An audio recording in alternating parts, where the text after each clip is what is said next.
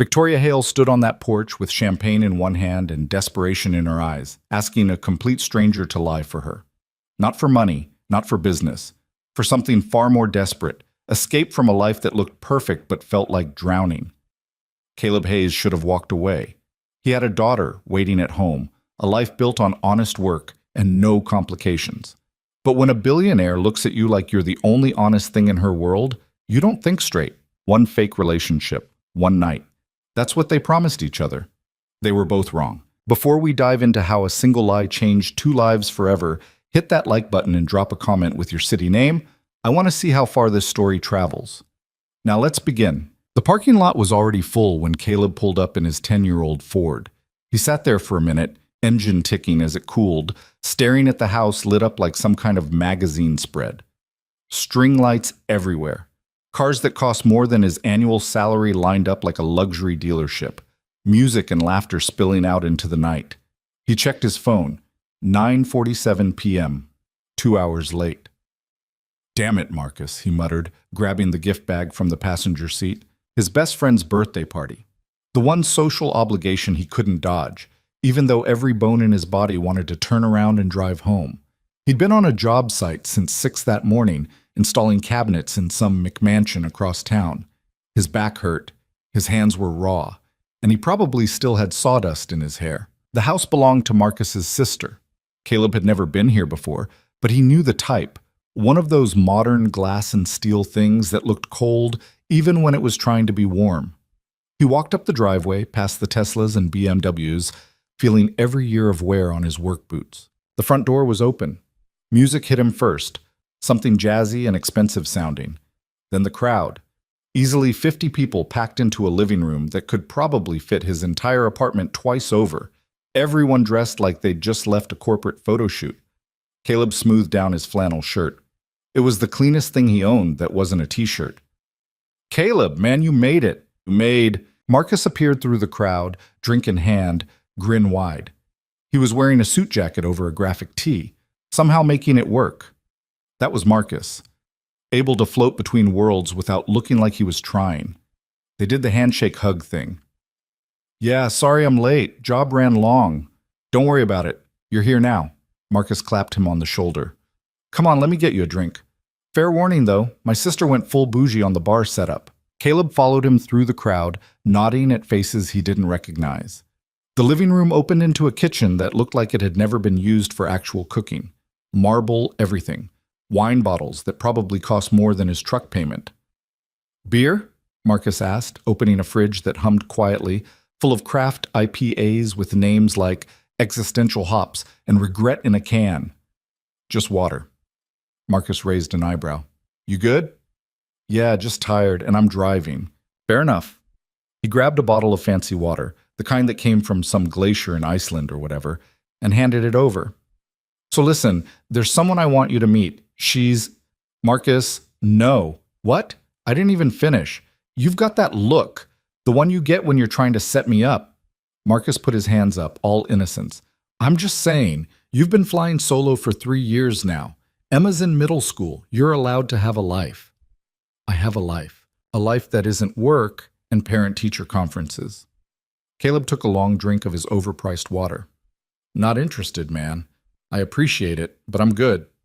Marcus studied him for a moment, then shrugged. "All right.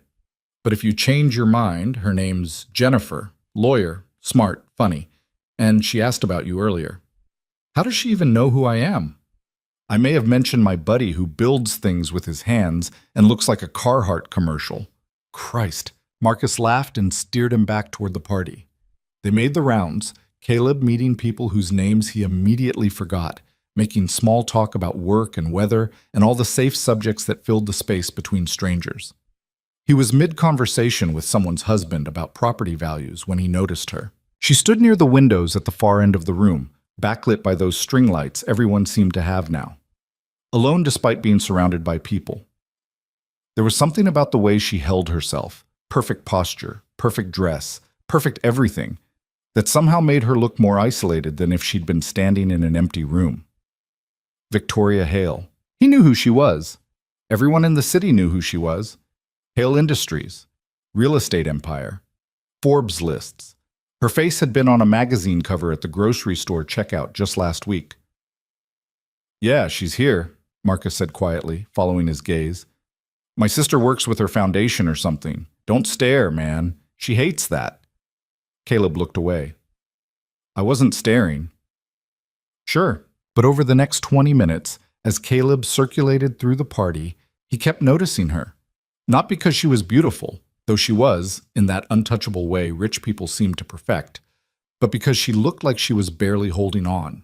She'd smile at whoever was talking to her, nod at the right moments. But her eyes were somewhere else entirely. Someone asked her about her love life. Caleb was too far away to hear the question, but he saw her face change, just for a second. Then the smile was back, professional and empty. Another person joined the conversation, then another. They were circling her now, voices getting louder, questions coming faster. When was she going to settle down?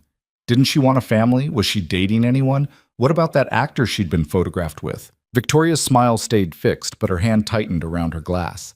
Then she excused herself, polite but firm, and walked straight toward the back door. Caleb watched her slip outside onto the porch, closing the door behind her with the kind of care that suggested she was trying very hard not to slam it. He should have stayed inside, should have finished his water and found Marcus and made his excuses to leave. Emma would be at his mom's by now, probably watching movies past her bedtime. Instead, he found himself walking toward that same door. The porch was narrow, more of a balcony really, overlooking a backyard that was too dark to see much of. Victoria stood at the railing, both hands gripping it, shoulders tight. She didn't turn around when he stepped outside. I'm not good company right now, she said quietly. That makes two of us. She glanced back then, taking him in. Work boots. Flannel. The kind of worn-in tiredness that came from actual labor, not a hard day at the office. I don't think we've met, she said. Caleb Hayes, friend of the birthday boy. Victoria Hale. I know. Something flickered across her face.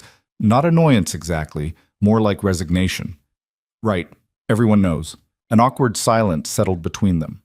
Inside, the party continued, laughter and music muffled through the glass door. Out here, the November air was sharp enough to sting. You didn't have to follow me, Victoria said, still facing the darkness. I didn't follow you. I needed air. In the exact same moment I did? Coincidence. She almost smiled at that. Almost. Caleb leaned against the railing, keeping a respectful distance between them. The wood was cold through his shirt. Those people in there were pretty interested in your personal life. They always are. Her voice was flat, professional, the same voice she probably used in boardrooms. It comes with the territory. Seems exhausting. It is. Another silence. This one felt a little less awkward. Victoria turned to face him fully then, and in the dim light from the house, he could see just how tired she looked. The kind of tired that makeup couldn't quite hide. Can I ask you something? She said. Sure. Do you ever feel like your whole life is just performance? Like you're playing a part that everyone expects, and you can't remember when you stopped being real? Caleb thought about Emma. About the juggling act of single parenthood, of showing up to school events and pretending he had it all figured out when most days he was making it up as he went. Yeah, he said, I know what that feels like. She studied his face, like she was trying to determine if he was just saying what she wanted to hear. Whatever she saw there seemed to satisfy her. I need to ask you for a favor, Victoria said, and it's going to sound insane. Okay, I mean truly insane. You're going to think I've lost my mind. Try me. She took a breath. Let it out slowly. I need you to pretend to be my boyfriend. Caleb blinked. What? Just for tonight, just to get those people off my back. The words came faster now, like she had to get them out before she lost her nerve. Everyone in there thinks my life isn't complete because I'm not paired off with someone.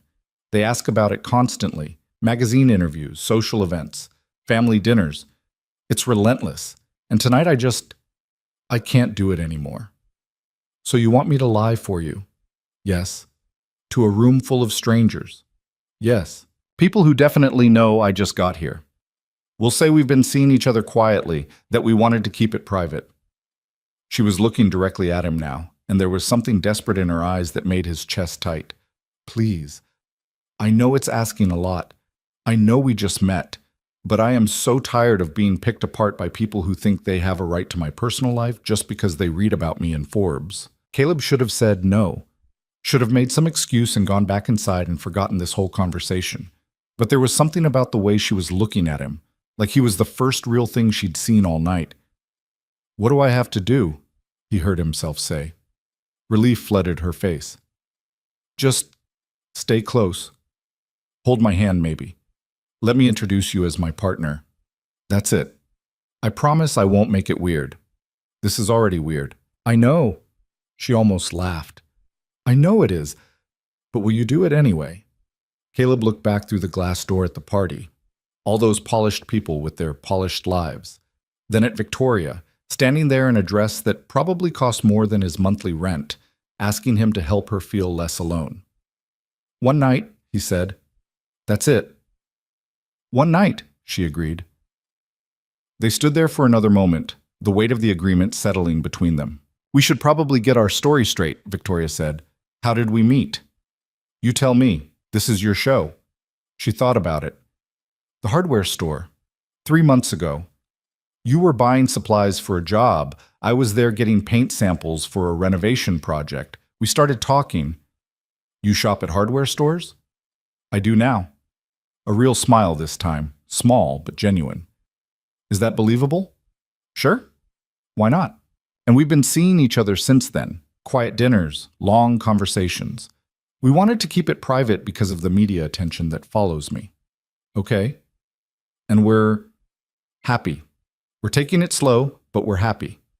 Caleb nodded. Simple enough. Probably wouldn't even have to say much. Just stand there and look reasonably content. Victoria held out her hand. "Ready?" He took it. Her skin was cold from the night air, but her grip was firm. "Let's do this before I change my mind," she said. They walked back inside together. The change was immediate. Conversation paused. Heads turned. Caleb felt every eye in the room land on their joined hands. Marcus appeared first, his expression cycling through confusion, surprise, and something that might have been pride. "Caleb?" "What?" "Marcus, I don't think you've officially met Victoria," Caleb said, trying to keep his voice steady. "Victoria, this is Marcus Chen, the birthday boy." "We've met briefly," Victoria said, and her whole demeanor had shifted. Gone was the woman from the porch. In her place was someone confident, composed, every inch the billionaire everyone expected. "But I don't think I've had a chance to properly wish you a happy birthday." "Thanks. Wait." Marcus looked between them. "Are you two?" Victoria squeezed Caleb's hand. "We've been seeing each other for a few months now. Caleb wanted to keep it quiet, and honestly, I appreciated the privacy." A woman Caleb didn't recognize literally gasped. "You're dating the carpenter." "I'm a Finnish carpenter," Caleb corrected, feeling his jaw tighten. "And yeah, we're together." The room erupted. Questions flew from every direction. How did they meet? How long had this been going on? Why didn't anyone know? Was it serious? Victoria handled it like a pro, feeding them the story they'd just constructed, making it sound natural. Caleb mostly stood there, trying to look like a guy who was definitely dating a billionaire and not like someone who'd agreed to this insane plan 5 minutes ago. Someone thrust a phone in their direction. "We need a photo. This is going to break the internet." "Please don't," Victoria said, firm but polite. "We're still keeping this low-key." "Oh, come on, just one." She said no. Caleb's voice came out harder than he intended. The room went quiet. The woman with the phone lowered it slowly. "Right. Sorry." Victoria's hand relaxed in his. He hadn't realized how tense she'd been. They spent the next hour navigating the party as a couple. It was surreal, standing with his arm around a woman he'd met less than 2 hours ago, accepting congratulations from strangers, playing the part of someone whose life had suddenly gotten very complicated. But the weird thing was, it worked. People stopped interrogating Victoria about her love life. The questions shifted to safer territory. How was the foundation doing? Had she seen the new development downtown? What did she think about the mayor's latest policy? She visibly relaxed. And Caleb, despite himself, started to feel less like a fraud and more like, he didn't know what. A buffer, maybe. Someone who could stand between her and all these people who wanted pieces of her. "You're good at this," Victoria murmured during a brief moment when they were alone near the bar. "At what?" "Playing the part. You almost seem comfortable." "I'm really not." She laughed quietly. "Well, you're faking it well. Years of practice." She looked at him curiously.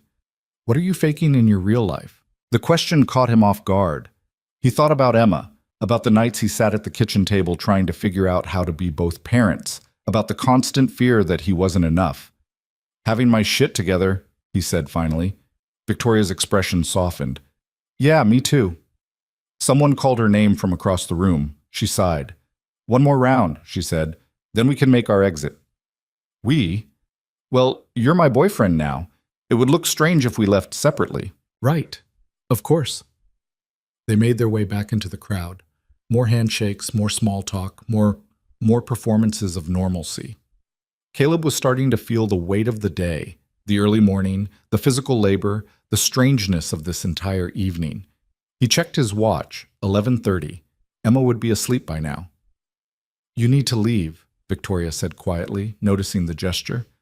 "I'm okay." "No, you're exhausted. I can see it." She touched his arm. "We've done enough. Let's say our goodbyes." They found Marcus near the kitchen, deep in conversation with a group of his sister's friends. "Hey, we're going to head out," Caleb said. Marcus pulled him aside, lowering his voice. "Dude, what the hell?" "What? Victoria Hale? You've been dating Victoria Hale for 3 months and you didn't tell me?" Caleb felt his stomach twist. This was it. The moment where the lie became real, where he had to sell it to someone who actually knew him. "I wanted to keep it quiet," he said. "You know how I am about privacy." "Privacy? Man, you don't even have social media. I thought you were just anti-technology, not secretly dating one of the richest women in the state." "It's new. We're taking it slow." Marcus studied his face, and for a horrible moment, Caleb thought he'd been caught. But then Marcus broke into a grin and pulled him into a hug. "I'm happy for you, man. Seriously, you deserve something good." The guilt hit like a punch to the gut. "Thanks," Caleb managed. They said their goodbyes, Victoria gracious and warm, Caleb trying to match her energy and mostly failing. Then they walked out together into the cold November night. The valet brought Victoria's car first, some sleek black thing that probably cost more than Caleb's house. She handed the kid a tip, then turned to Caleb. "Thank you," she said. "Genuinely, you have no idea how much I needed that tonight." "It's fine." "It's not fine. It's weird. And I put you in an awkward position. And I'm sorry." She paused. "But also grateful." "You're welcome." An awkward silence settled between them. The party continued inside, but out here it was just the two of them and the sound of distant traffic. "I should probably give you my number," Victoria said, "in case anyone asks, so our stories match." "Right, good thinking." They exchanged phones, typing in numbers. Caleb's contact list was embarrassingly short. Emma, his mom, Marcus, a handful of work contacts. Victoria's probably had hundreds of entries. "Okay," she said, handing his phone back. "I guess this is good night." "Yeah." She hesitated, like she wanted to say something else. Then she just smiled, tired but genuine, and got in her car. Caleb watched her drive away, taillights disappearing into the night. Then he walked to his truck, got in, and sat there for a long minute. What the hell had he just done? His phone buzzed, a text from an unknown number. "Thank you again, I owe you one." V. He stared at it, then typed back, "No problem, good luck with everything, that should have been it." One weird night, one favor for a stranger, done and forgotten. He started the truck and headed home. The house was dark when he pulled into the driveway. Small, ordinary, the kind of place that would never make it into a magazine spread. He loved it anyway. Inside, he kicked off his boots and went straight to the kitchen, made a sandwich he was too tired to eat, checked his email, stared at the pile of bills on the counter that he'd been avoiding. His phone buzzed again. "I know I said one night, but would you be willing to do this again? There's a brunch thing this weekend. Same deal. Just pretend we're together, then we go our separate ways. I'll pay you." Caleb read it twice. The smart thing would be to say no, to end this before it got more complicated. He started typing. "You don't need to pay me." 3 dots appeared. disappeared, appeared again. So that's a yes? He thought about Emma, about the way she'd asked him last week why he never went on dates like her friend's dad, about how he'd told her he was happy with just the two of them, and how she'd looked at him like she didn't quite believe it. He thought about Victoria on that porch, desperate and alone, despite being surrounded by people. One more time. That's it. Deal. I'll text you details. Thank you, Caleb. He put the phone down and rubbed his face. This was a mistake. He could feel it in his bones, but he'd already said yes. Saturday morning came too fast. Caleb dropped Emma at his mom's. She was spending the weekend there, something about a cousin's birthday party, and drove across town to the address Victoria had texted him, a restaurant he'd never heard of in a neighborhood he couldn't afford. He parked 2 blocks away and walked, feeling underdressed in his khakis and button-down. Victoria was already there, sitting at an outdoor table despite the cold, wrapped in a coat that probably cost more than his monthly mortgage. She saw him and stood, smiling. Hey. Hey. And then, because they were being watched by the 3 other people at the table, she stepped forward and kissed his cheek. Caleb froze. They hadn't discussed this.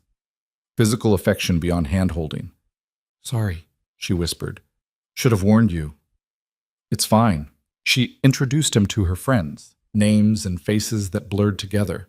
They were nice enough, asking polite questions about his work, his life. He answered honestly where he could, and vaguely where he couldn't. The brunch lasted 2 hours. Caleb picked at eggs he didn't want, sipped coffee that was surprisingly good, and watched Victoria navigate the social dynamics with practiced ease. She was different here than at the party. More relaxed. She laughed at her friends' jokes, told stories about her work, asked questions that showed she actually cared about the answers. And every so often, she'd reach over and touch his hand, or his arm. Small gestures of affection that looked natural to everyone else and felt electric to him. After brunch, they walked to where she'd parked. The others had already left. That wasn't so bad, Victoria said. Your friends seem nice. They are. They're also relentless gossips, which is why I needed you there. She pulled out her keys. Thank you again. I know this is weird. It's definitely weird. She laughed. Look, I know I keep saying one more time, but there's this gala next month for the foundation.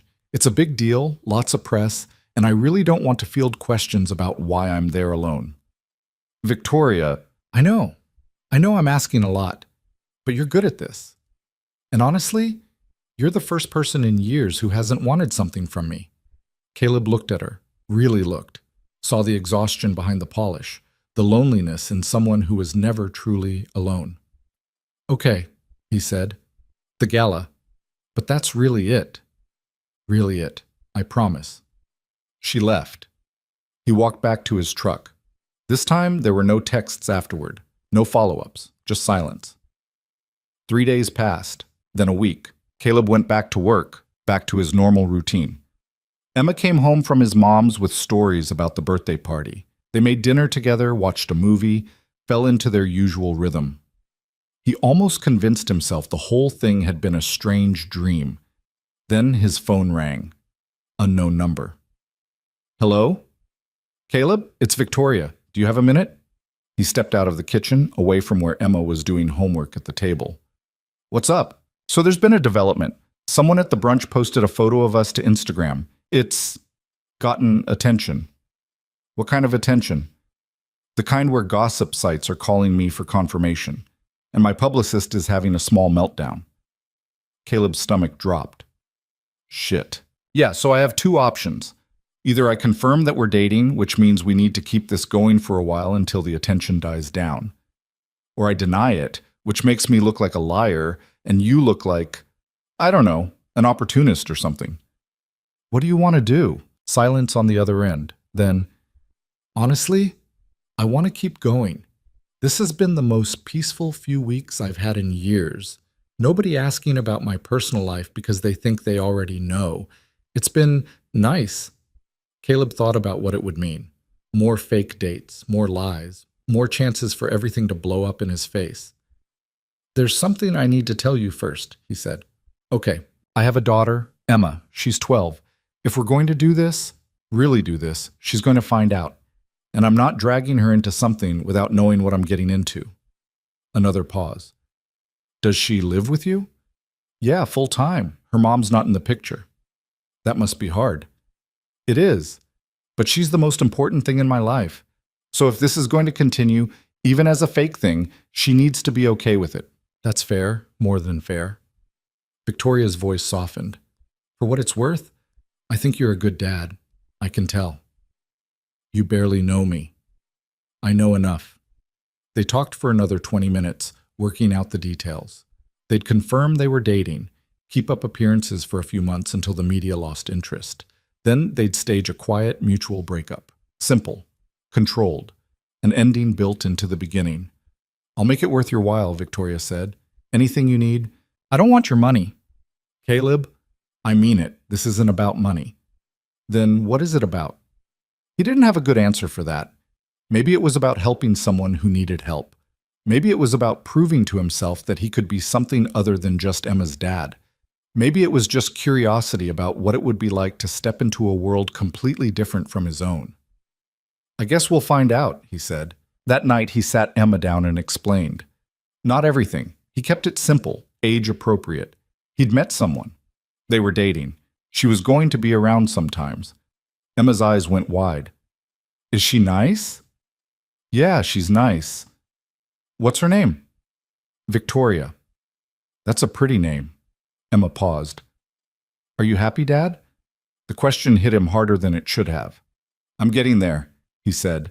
She smiled and hugged him, and Caleb felt the weight of the lie settle deeper into his chest. This was going to get complicated. The Foundation Gala was exactly the kind of event Caleb had spent his entire adult life avoiding. Crystal chandeliers, champagne towers, men in tuxedos that fit like they were born wearing them. He stood in front of his bathroom mirror, struggling with a bow tie Victoria's assistant had messengered over that morning, and seriously considered faking food poisoning. Dad, you look weird. Emma appeared in the doorway, still in her pajamas, even though it was almost noon. Saturday meant no rush, no schedule. Just the two of them usually. Thanks, kid. Real confidence booster. No, I mean like fancy weird. When do you ever wear a tux? Never. This is a first. He gave up on the bow tie and let it hang loose around his neck. How do I look? Emma tilted her head, considering. Like someone told you to dress up as a secret agent, but you're not sure you got the assignment right. Accurate. She came closer, reaching up to fix his collar. At 12, she was almost to his shoulder now. When had that happened? Is Victoria going to be there? It's her event, so yeah. Are you nervous? More than he wanted to admit. Little bit. You'll be fine, Dad. Just don't do that thing where you talk about work stuff when you're uncomfortable. I don't do that. Emma gave him a look that said she knew better. She'd inherited that look from her mother, the ability to see straight through his bullshit with a single glance.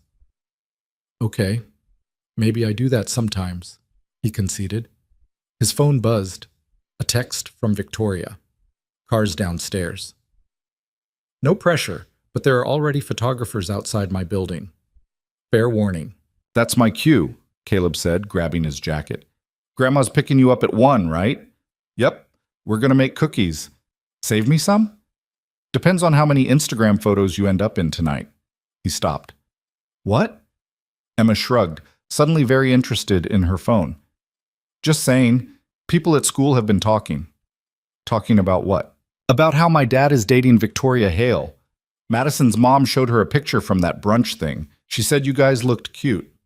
The way she said cute made it clear what she thought of the whole situation. Caleb's stomach dropped. He'd known this would happen eventually, had tried to prepare for it, but knowing and experiencing were different things. Are people being weird about it? Nah, mostly they just think it's cool. Justin asked if I could get him her autograph, which is dumb because she's not famous, she's just rich. Emma? I'm kidding, Dad. Relax. She looked up at him then, and her expression was more serious. Are you happy? Like, actually? There it was again, that question. The honest answer was complicated. He barely knew Victoria outside of their carefully orchestrated public appearances. But there was something there, some connection he couldn't quite name. The texts had started slow. Just logistics at first, times, places, what to wear. Then they'd gotten longer. She'd ask about his day. He'd ask about hers. Nothing deep, but consistent, present. I'm figuring it out, he said finally. Emma nodded like that was good enough. Okay, but if she's mean to you, I'll fight her. Noted. I'm serious. I don't care how much money she has. Caleb pulled her into a hug. This kid who was growing up too fast and still somehow managed to worry about him. I love you. You know that, right? Yeah, Dad. I know. She squeezed back. Now go. Your fancy girlfriend is waiting. The town car was exactly as ostentatious as Caleb had feared. Black, sleek, windows tinted so dark he couldn't see inside. The driver, an older guy in a suit, opened the door without a word. Victoria sat in the back, scrolling through her phone, and when she looked up, something in her expression shifted. Wow, she said. Too much? No, not at all. You look… She paused, seemed to reconsider whatever she was about to say. You clean up well. So do you. Understatement. She wore a dress that was probably worth more than his truck. Dark blue, simple, but elegant in a way he couldn't articulate. Her hair was pulled back, makeup subtle. She looked like she belonged on a red carpet. Caleb felt like a kid playing dress-up. The driver pulled into traffic and Victoria set her phone aside. Okay, quick briefing. This is a big event, around 300 people. Press will be there, lots of photos. We'll do the red carpet together, which will probably feel weird, but just smile and keep moving. Inside there's a cocktail hour, then dinner, then speeches and an auction. Auction? For the foundation. We raise money for arts education programs. It's actually a good cause, not just rich people patting themselves on the back. I didn't think that. Most people do. She pulled out a compact, checking her reflection even though she looked perfect. A nervous habit, maybe. There are going to be a lot of questions tonight. About us. About how serious we are. I've been dodging them for weeks, but at some point we need to have answers ready. What kind of answers? The kind that sound real but don't commit us to anything specific. She snapped the compact shut. We're taking things slow. Enjoying getting to know each other. Yes, it's different, our backgrounds, our lives, but that's part of what makes it interesting. We're not rushing into anything, but we're both happy. Caleb repeated it in his head, trying to make it sound natural. Okay, I can do that. And if anyone asks about Emma, they know about Emma? Your friend Marcus mentioned her to someone who mentioned her to someone else. It's a small world in this tax bracket. Victoria's expression softened. I'm sorry. I know you wanted to keep her out of this. It's fine. She already knows anyway. Kids at school have been talking. How's she handling it? Better than I am, probably. Victoria smiled at that. A real one, not the polished version she wore for cameras. She sounds tough. She is. They rode in silence for a moment. Outside, the city slipped past, familiar streets that somehow looked different from inside a town car. Cleaner, more distant.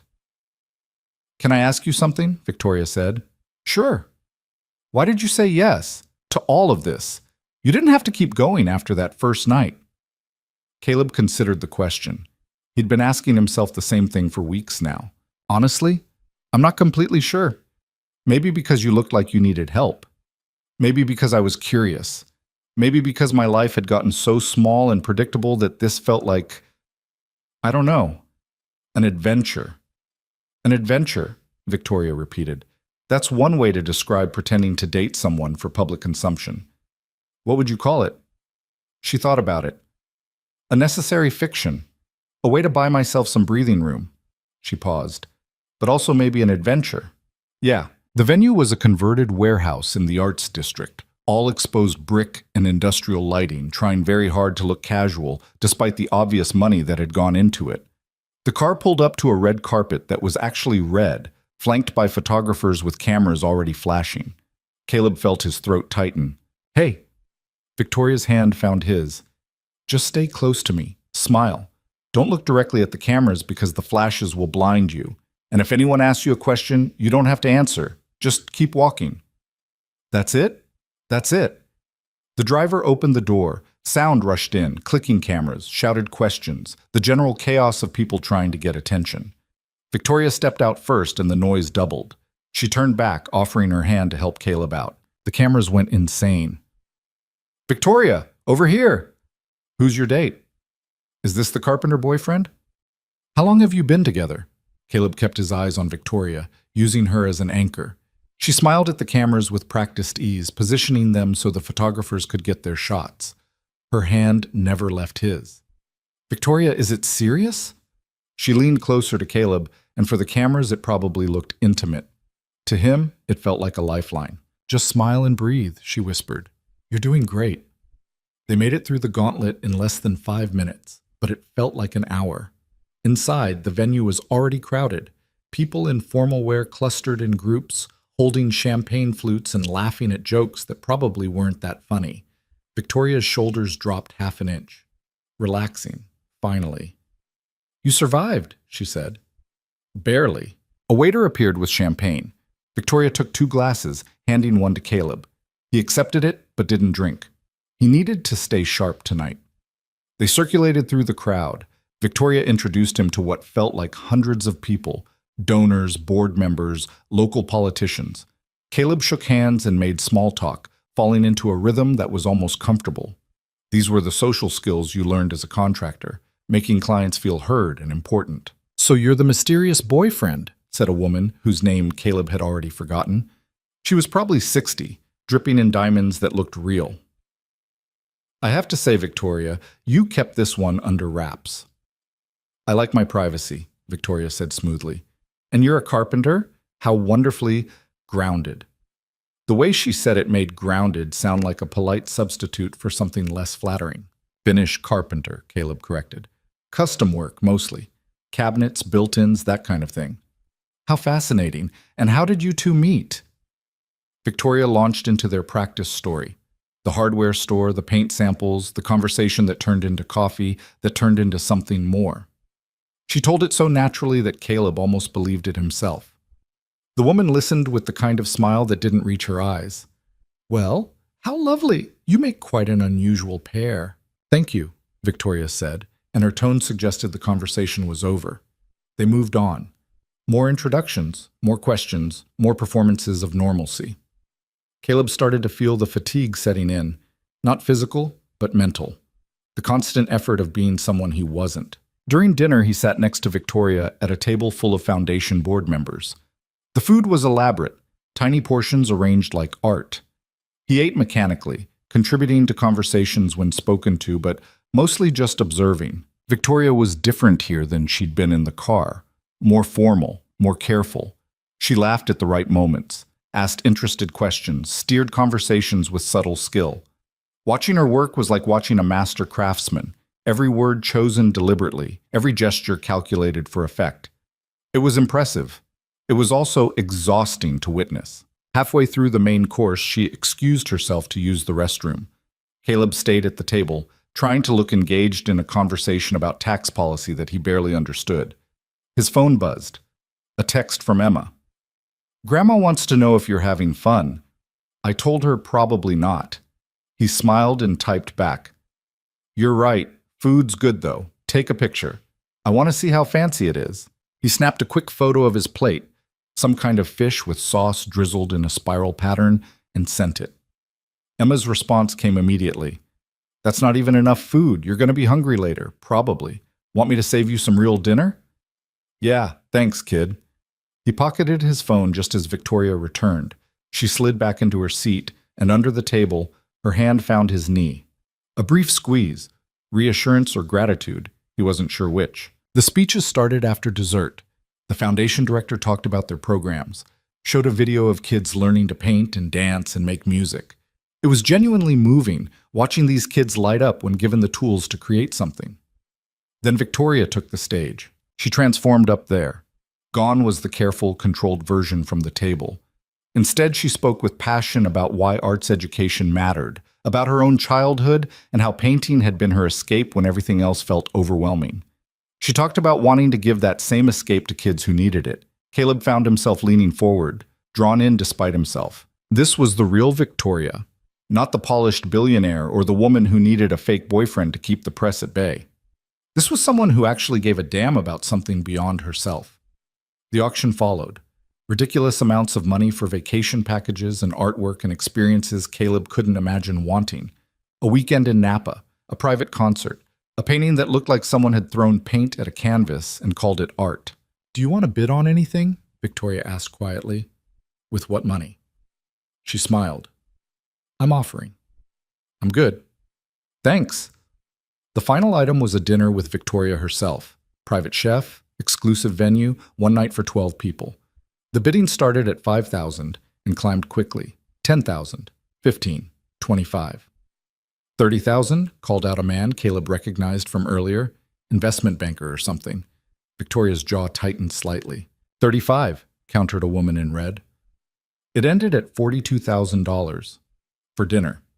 Caleb tried to wrap his head around that kind of money and couldn't. After the auction, the crowd began to thin.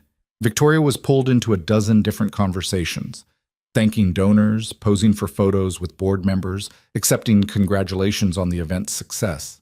Caleb stayed close but separate, watching her work. It was past 11 when they finally made it back to the car. Victoria collapsed into the seat like a puppet with cut strings. Thank God that's over, she breathed. You were great up there. The speech. You think so? Yeah, you actually sounded like you cared. She looked at him and something flickered across her face. I do care. That's the weird part. I spend so much time pretending that when I get to do something real, it almost feels like another performance. The car pulled into traffic. Victoria kicked off her heels, wincing.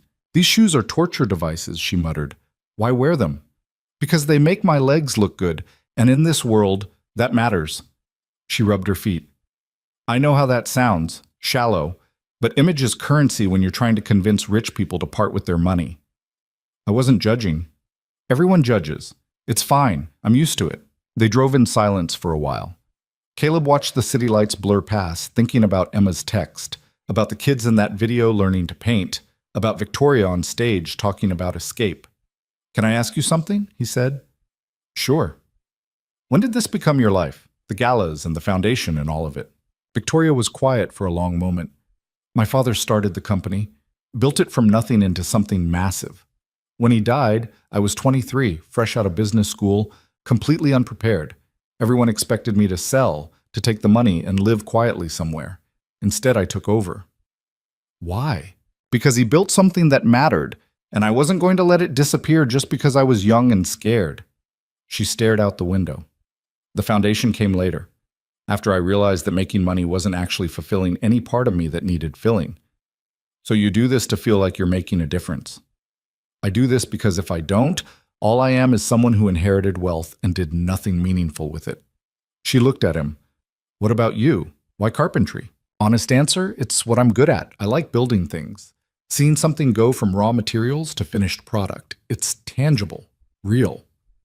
No deeper meaning than that? Does there need to be? Victoria smiled.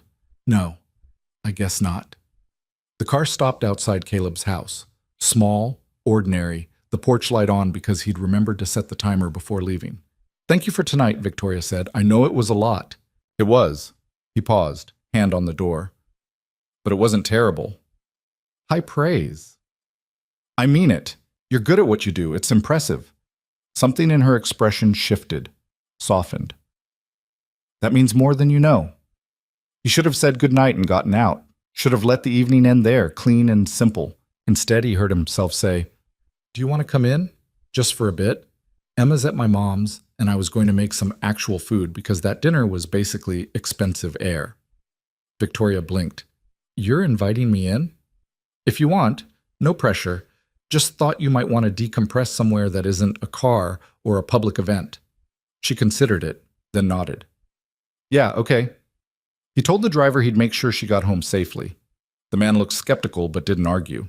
Inside, the house felt smaller with Victoria in it. She stood in the living room, taking in the worn couch, the TV that was a generation behind, the school artwork magneted to the fridge. This is nice, she said, and she sounded like she meant it. It's nothing special. That's what makes it nice. It feels lived in, real. Caleb went to the kitchen and started pulling out ingredients. Grilled cheese, okay? It's kind of my specialty. Perfect. She sat at the kitchen table watching him work. He buttered bread, sliced cheese, heated the pan. Simple, familiar motions. You're good at that, Victoria observed. It's grilled cheese, not exactly complicated. Still, you move like you know what you're doing. 12 years of single parenthood will do that. He plated the sandwiches, cut them diagonally because that's how Emma liked them, and brought them to the table. Victoria took a bite and closed her eyes. "Oh my God," she said. "What?" "This is the best thing I've eaten all night. It's grilled cheese. It's food I can actually taste. Do you know how long it's been since I had something this simple and good?" They ate in comfortable silence. Caleb grabbed 2 beers from the fridge, and Victoria accepted one without comment. "Can I ask you something now?" she said. "Fair's fair." "Emma's mom, what happened there?" Caleb took a long drink. "She left when Emma was 6 months old.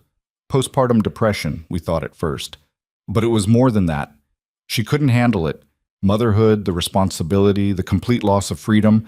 One day I came home from work and she was gone. Left a note saying she was sorry, that she couldn't do it anymore." Jesus. "Yeah, I haven't heard from her since. She sends money sometimes, through a lawyer, but that's it." That must have been terrifying. It was, but also clarifying. Suddenly it was just me and Emma, and I could either fall apart or figure it out. So I figured it out. Victoria was quiet for a moment. "You're a good dad, Caleb. I hope you know that." "I'm trying to be." "That's more than a lot of people can say." She finished her beer, set the bottle down carefully. "I should probably get going. It's late. Yeah, I'll call you a car." "Thanks." They stood there in his small kitchen, and the space between them felt charged with something Caleb couldn't name. Not attraction exactly, though there was that too. More like recognition. 2 people who'd spent so long performing that they'd almost forgotten what it felt like to just be. "Tonight was good," Victoria said. "Not just the gala. This. Talking." "Yeah, it was." The car arrived 15 minutes later. Caleb walked her out, and on the porch, she turned to face him. "Same time next week? There's a thing at the museum." "Another performance?" "Unfortunately." She paused. "Unless you want to actually go. Like, as a real date. No cameras, no crowd. Just 2 people looking at art." Caleb's heart did something complicated in his chest. "Is that a good idea?" "Probably not, but I'm asking anyway." He thought about Emma's question. "Are you happy, Dad?" He thought about Victoria on that porch 6 weeks ago, desperate and alone. He thought about how easy it had become to text her, to hear her voice, to exist in her orbit. "Okay," he said. "A real date." Victoria smiled. "I'll text you." She got in the car and drove away. Caleb stood on his porch, watching the taillights disappear, and wondered what the hell he'd just agreed to. The weeks that followed blurred together in a way that felt both surreal and strangely natural. The museum date turned into coffee. Coffee turned into a walk through the park. The walk turned into dinner at a place with actual privacy, where Victoria could eat without worrying about photographers. They texted constantly now. Good morning messages and random thoughts and photos of mundane things. Victoria sent him a picture of a disastrous attempt at making pasta from scratch. He sent her a video of Emma's school play, which Victoria watched and then asked detailed questions about. The boundaries kept shifting. What had started as a transaction became something harder to define. Emma met Victoria 3 weeks after the gala. Caleb had tried to prepare both of them, but nothing could really prepare a 12-year-old for meeting a billionaire, or a billionaire for meeting a brutally honest preteen. They met at a casual restaurant, pizza, the kind of place where Victoria stood out but tried hard not to. Emma was polite but reserved, answering questions without offering much detail. Then Victoria asked about the art project Emma had mentioned to Caleb, and something shifted. Emma lit up, describing her plans for this elaborate mixed-media piece about climate change. Victoria listened like it was the most important thing she'd heard all week. "That sounds incredible," Victoria said. "Would you want to come to the Foundation studio sometime? We have supplies and space, and I think you'd love it." Emma looked at Caleb, asking permission without words. He nodded. "Yeah," Emma said, that would be cool." On the drive home, Emma was quiet until Caleb couldn't take it anymore. "So?" he asked. "She's not what I expected." "What did you expect?" "I don't know. Someone snobby, maybe, but she's just normal, kind of, in a weird rich person way." "Is that a good thing?" Emma shrugged. "I guess. She seems to make you happy. That's good." "We're just dating, Em. It's not—" "Dad?" Emma gave him that look again. You text her like 50 times a day. You smile at your phone. It's gross and also kind of nice. Heat crept up Caleb's neck. I don't text her 50 times a day. You literally do. I counted yesterday, 47. Since when are you monitoring my texts? Since you started acting weird. Emma's expression turned more serious. I like her, okay? I was worried she'd be fake or mean, but she's not. So if you're happy, I'm happy. Caleb's throat tightened. Thanks, kid. But if she breaks your heart, I'm going to slash her tires. Emma, I'm kidding. Mostly. That night, after Emma was asleep, Caleb sat on his back porch with a beer and his phone. He scrolled through his messages with Victoria, hundreds of them now, accumulating like evidence of something he was afraid to name. His thumbs hovered over the keyboard. Then he typed, Emma likes you. The response came quickly. Good. I like her too. She's smart and funny and doesn't take any shit. Wonder where she gets that from. Not from me. I take plenty of shit. You sell yourself short. It's a gift. 3 dots appeared, disappeared, appeared again. Can I tell you something? Sure. This was supposed to be simple, a favor, a performance, but somewhere along the way it stopped feeling fake. Caleb stared at the message, his heart hammering. Yeah, I know. What do we do about that? He thought about his life before Victoria. Small, predictable, safe. He thought about the risks involved in letting this become real, the scrutiny, the pressure, the inevitable complications. Then he thought about Victoria eating grilled cheese at his kitchen table, laughing at his terrible jokes, asking about Emma's art project like it mattered. I guess we stopped pretending. The phone rang immediately. He answered. Hi, Victoria said, and her voice was smaller than he'd ever heard it. Hi, I'm scared. Yeah, me too. This could go badly. We're from completely different worlds. The press will eviscerate us. My board will have opinions. Your life will change in ways you can't predict. I know. So why does it feel like the right thing anyway? Caleb leaned back in his chair, staring up at the stars barely visible through the light pollution. Because maybe sometimes the right thing is also the scary thing. That's very philosophical for a carpenter. I have hidden depths. She laughed, soft and genuine. Can I see you tomorrow? I have Emma until 6. After that, then? We can go somewhere. Or nowhere. I don't care. I just want to see you. Okay. Okay. They stayed on the phone for another hour, talking about nothing and everything. When Caleb finally hung up and went inside, he felt lighter than he had in years. Also terrified, but mostly lighter. The shift from fake to real was both gradual and sudden. There was no official announcement, no dramatic moment, just a slow accumulation of real moments that replaced the performed ones. Victoria started spending time at the house, not just for planned dates, but random weaknesses. She'd show up after work, still in her professional armor, and help Emma with homework. Or she'd bring takeout and they'd eat on the couch watching whatever show Emma was obsessed with that week. Caleb learned her coffee order.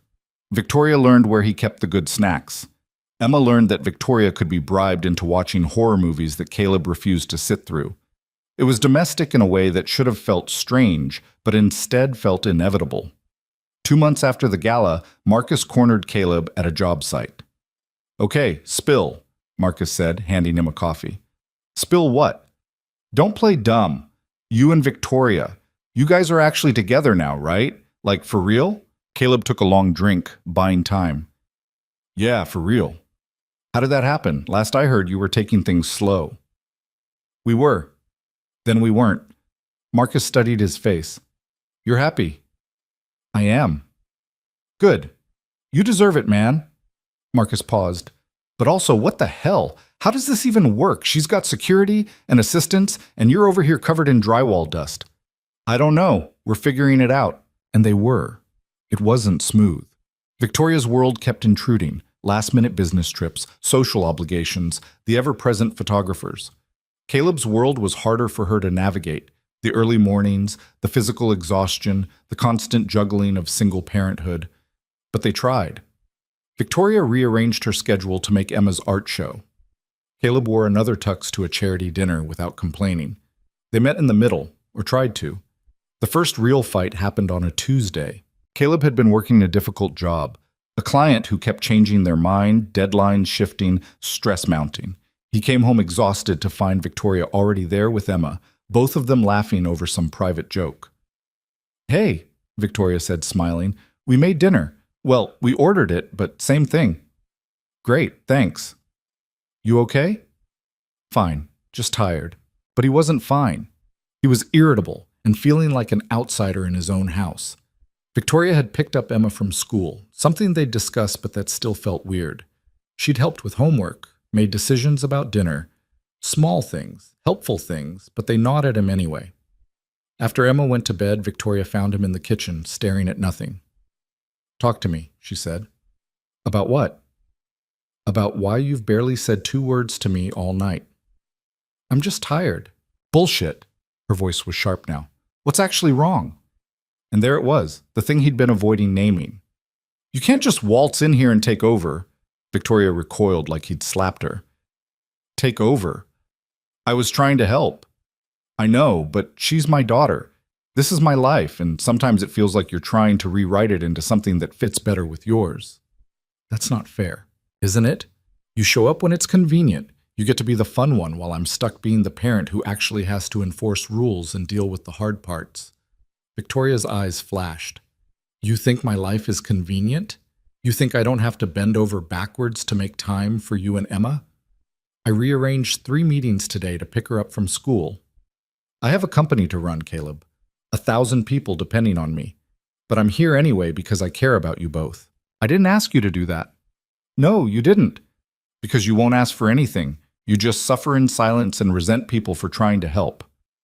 The words hit like a physical blow. "That's not true." "Isn't it?" She grabbed her bag.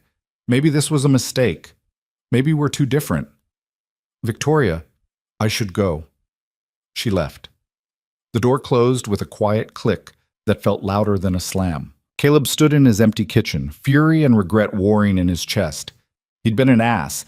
He knew it even as the words were leaving his mouth.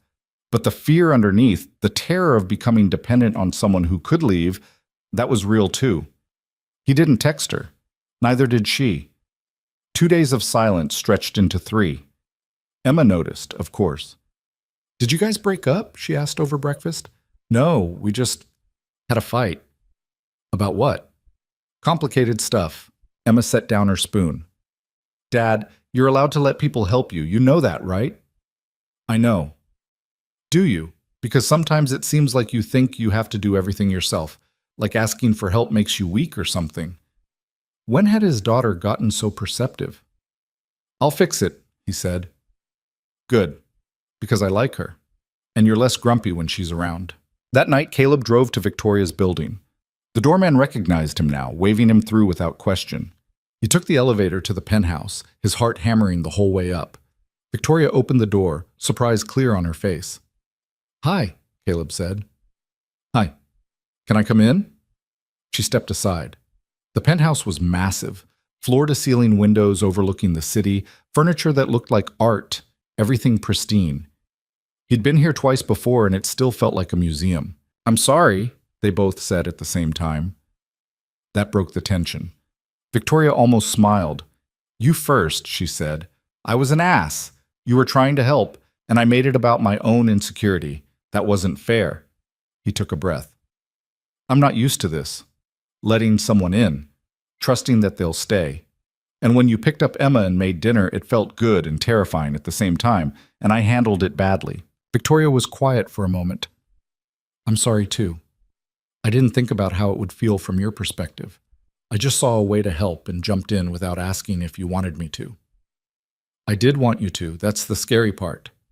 She crossed the distance between them, and suddenly they were standing close enough that he could see the exhaustion in her eyes, the vulnerability she usually kept hidden.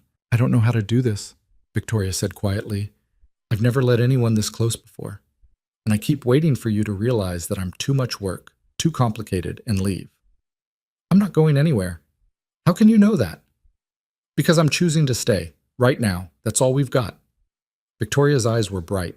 She stepped into his arms, and Caleb held her, this powerful woman who ran an empire but somehow needed him to tell her she was worth staying for. "We're a mess," she murmured against his chest. Yeah, but we're figuring it out. They stood there for a long time, holding each other in her perfect penthouse. Two people from different worlds trying to build something real in the space between them. That night in the penthouse shifted something fundamental between them. The fight had cracked open a truth neither of them had been ready to face. This thing between them was real, messy, and terrifying in ways that had nothing to do with cameras or public perception. The next morning, Caleb woke up on Victoria's couch, with a blanket he didn't remember grabbing draped over him. Sunlight poured through those massive windows, turning the city below into something that looked painted. He could hear movement in the kitchen, the hiss of an espresso machine, the clink of mugs.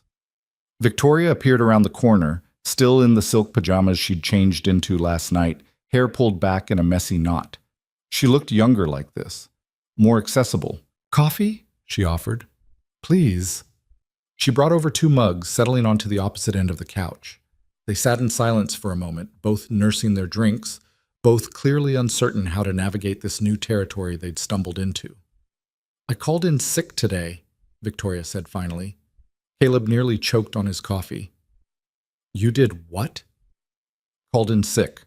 Told my assistant I had food poisoning and to cancel everything." "Do you even get sick days?" "Technically, no. But I own the company, so—" She shrugged. "I figured we could both use a day to just be. No work, no obligations. Unless you have a job?" "Not until tomorrow." He studied her face.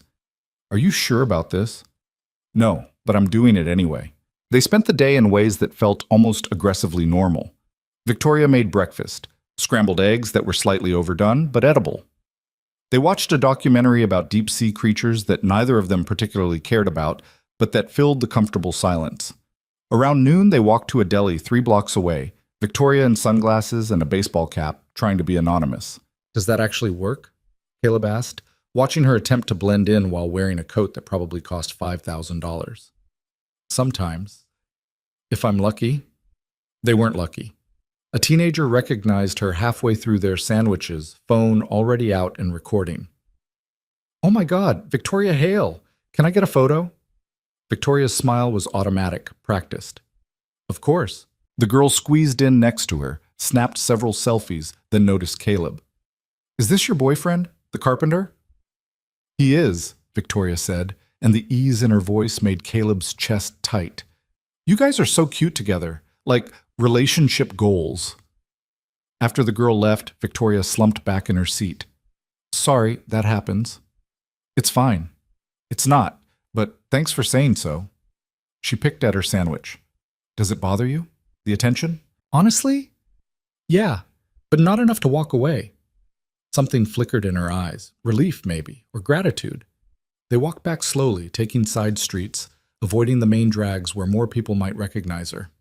Victoria pointed out buildings she'd worked on, developments her company had funded. Caleb noticed details she'd never see. The craftsmanship in an old doorway, the way light hit brick at certain angles. "You see the world differently than I do," Victoria observed. "Different how?" "I see investments and potential and market value. You see, I don't know, the actual things themselves. Someone has to." Back at the penthouse, they ordered takeout and ate sprawled on the floor because the formal dining table felt too serious. Victoria told him about growing up with a father who worked constantly, who built an empire but missed most of her childhood. Caleb told her about his own dad, who died when he was 19, who taught him everything he knew about carpentry, but nothing about how to be a husband or father. "We're both kind of making this up as we go, aren't we?" Victoria said. "Pretty much." "That should be more terrifying than it is." "Give it time." She laughed, and the sound filled the too large space in a way that made it feel smaller, more human. Around 10, Caleb's phone rang. Emma. "Hey, kid." "Dad, where are you? Grandma said you didn't come home last night." Caleb glanced at Victoria, who was pretending not to listen while obviously listening. "I'm at Victoria's. We had some stuff to talk through."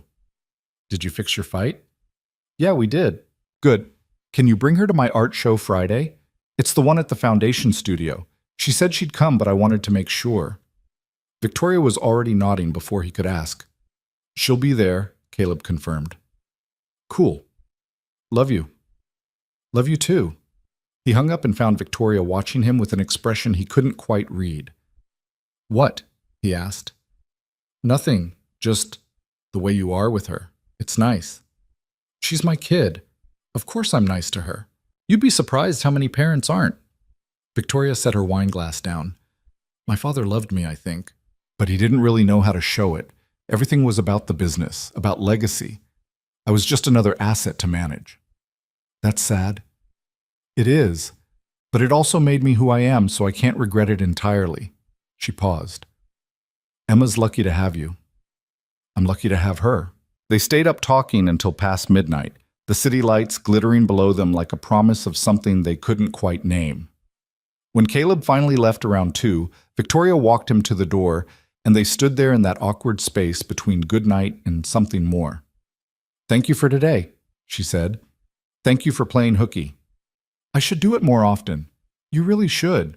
Victoria stepped closer, and Caleb's breath caught. They'd been physically close before, holding hands for cameras, his arm around her at events. But this was different. This was a choice, not a performance. Can I kiss you? She asked quietly. His heart hammered. Yeah. She rose on her toes and pressed her lips to his. Soft, tentative, like she was asking a question he didn't have words to answer. Caleb's hand found her waist, pulling her closer, and the kiss deepened into something that felt like falling and finding solid ground at the same time. When they pulled apart, Victoria's eyes were wide, her breathing unsteady. Oh, she said. Yeah. Yeah. She laughed, slightly breathless. Very articulate, both of us. Give me a break. I'm out of practice. Me too. She touched his face, thumb brushing his jaw. We're really doing this. Looks like it. I'm still scared. Me too. But less scared than I was yesterday. Same. He kissed her again because he could, because she'd asked if he wanted to, and he really, really did.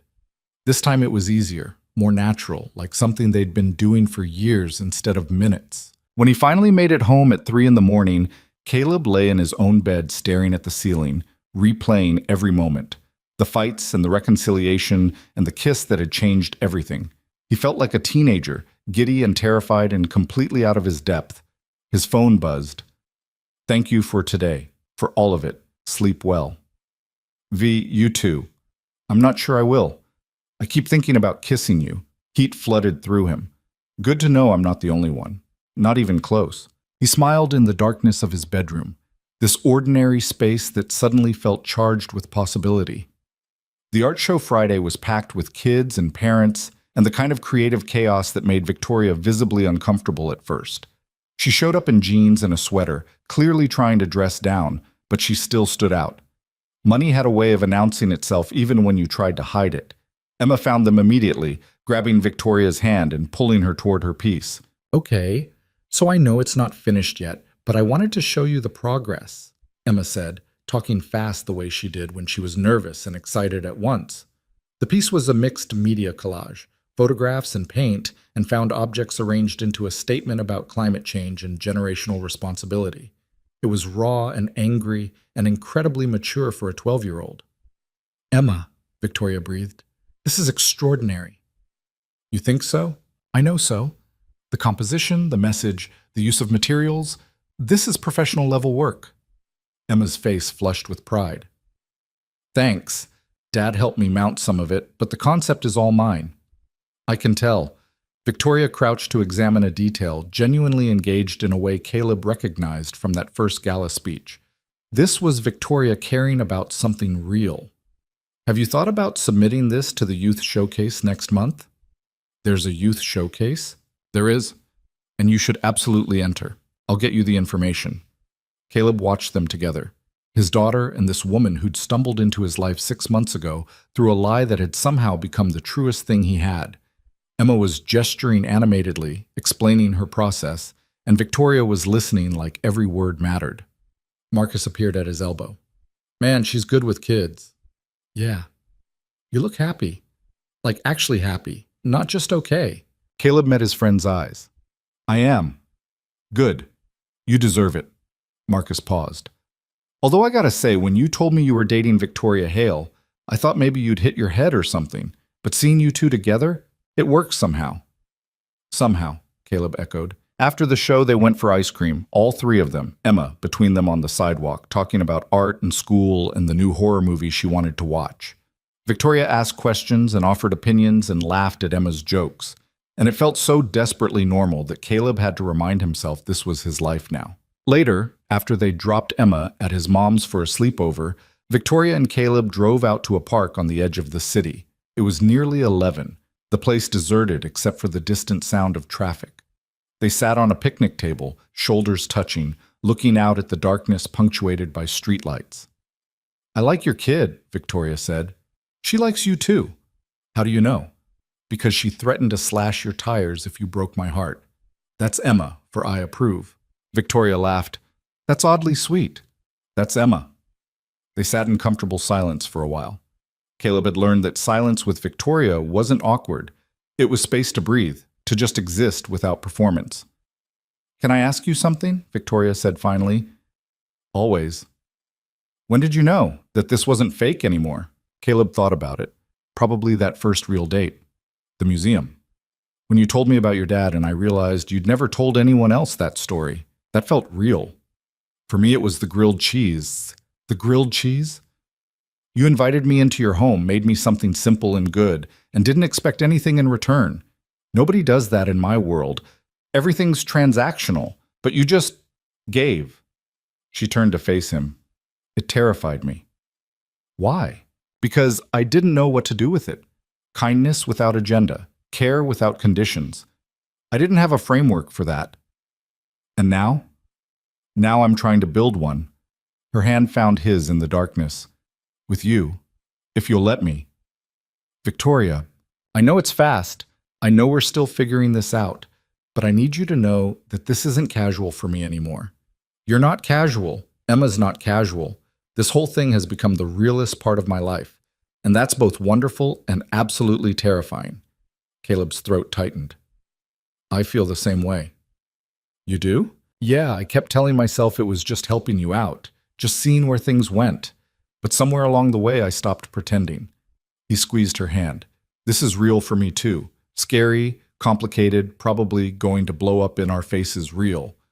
Victoria smiled, but her eyes were bright. We're a disaster. Completely. So what do we do about it? I think we stop hedging. Stop treating this like it's temporary. We're either in or we're out. I'm in, Victoria said immediately. Are you? Caleb looked at her. This brilliant, broken, beautiful woman who'd asked a stranger to pretend to love her and somehow made it real. He thought about all the reasons this shouldn't work, all the ways it could fall apart. Then he thought about Emma's art show and grilled cheese sandwiches and the way Victoria's hand fit in his. I'm in, he said. The kiss happened before either of them planned it. One moment they were looking at each other, the next they were pressed together on that picnic table, mouths searching, hands gripping, everything else falling away. It was desperate and tender, and nothing like the careful kiss at her penthouse door. This was truth without filter, need without apology. When they finally broke apart, both breathing hard, Victoria rested her forehead against his. We should probably talk about this, she said. Probably. Figure out what it means. Where we go from here? Yeah. Neither of them moved. Or we could just keep kissing, Victoria suggested. That works too. They did. Right there under the streetlights, in a park that smelled like cut grass and distant rain, they kissed like teenagers who'd just discovered what it meant to want someone. Caleb's hands tangled in her hair. Victoria's fingers gripped his jacket. The world narrowed to just this, mouths and breath, and the sound of her sighing his name. Eventually, they had to stop. Had to come up for air and remember they were in public, that this was still reckless, even if it felt inevitable. Come home with me, Victoria said against his mouth. Victoria, not like that. I don't want tonight to end. I want to fall asleep next to you and wake up knowing this is real. Caleb pulled back enough to see her face. Are you sure? No, but I'm asking anyway. They drove back to the city in Victoria's car, hands linked over the center console, neither speaking because words felt unnecessary. The doorman didn't even blink when they walked in together past midnight. In the penthouse, Victoria disappeared into the bedroom and came back with a t-shirt and sweatpants for him. Bathroom's through there. When Caleb came back out, she was already in bed, the covers pulled up, looking smaller somehow in that massive space. He hesitated in the doorway. "You can sleep on the couch if you want," Victoria said quietly. "I won't be offended." Instead, he crossed to the bed and slid in next to her. She immediately curled into his side, head on his chest, and Caleb wrapped his arms around her. "This okay?" he asked. "More than okay." They lay there in the darkness, the city humming beyond the windows, two people who'd spent so long performing that they'd forgotten what it felt like to just be held. "Caleb?" Victoria's voice was sleepy. "Yeah?" "Thank you for saying yes that first night on the porch. Best decision I ever made." "Liar! Emma's the best decision you ever made." "Fine, second best." She laughed softly, the sound vibrating against his chest. "I'll take it." They fell asleep like that, tangled together, and for the first time in months, neither of them felt like they were pretending to be something they weren't. Morning came too bright and too early. Caleb woke to find Victoria already awake, propped on one elbow, watching him. "That's not creepy at all," he mumbled. "Sorry, you look peaceful." "I drool when I sleep." "I noticed." He sat up, running a hand through his hair. "What time is it?" 7. "I have a meeting at 9, but I was thinking maybe we could have breakfast first." "You're going to cook again?" "I was thinking more like I'd order from that place downstairs and we could pretend I made it." "Honest, I like it." They ate on the balcony, bagels and coffee and fruit that tasted too perfect to be real. The morning air was cool, carrying the sound of traffic and the city waking up. "I need to tell you something," Victoria said, setting down her coffee. Caleb's stomach tightened. "Okay. There's a board meeting next week. They're going to ask about us, about whether this relationship affects my ability to lead the company, whether it's a distraction, all of that." She picked at her bagel. "I'm going to tell them it's serious, that I'm not ending it to make them comfortable." "You don't have to do that." "Yes, I do, because if I don't stand up for this now, they'll keep questioning it, keep treating it like something temporary or inappropriate." She looked at him. "I'm choosing you, Caleb, publicly, permanently, and I need you to know that." The weight of it settled over him. Not just the relationship, but what it meant, the scrutiny, the pressure, the way his life would change. "What if I'm not worth all that?" he asked quietly. Victoria reached across the table and took his hand. "What if you are?"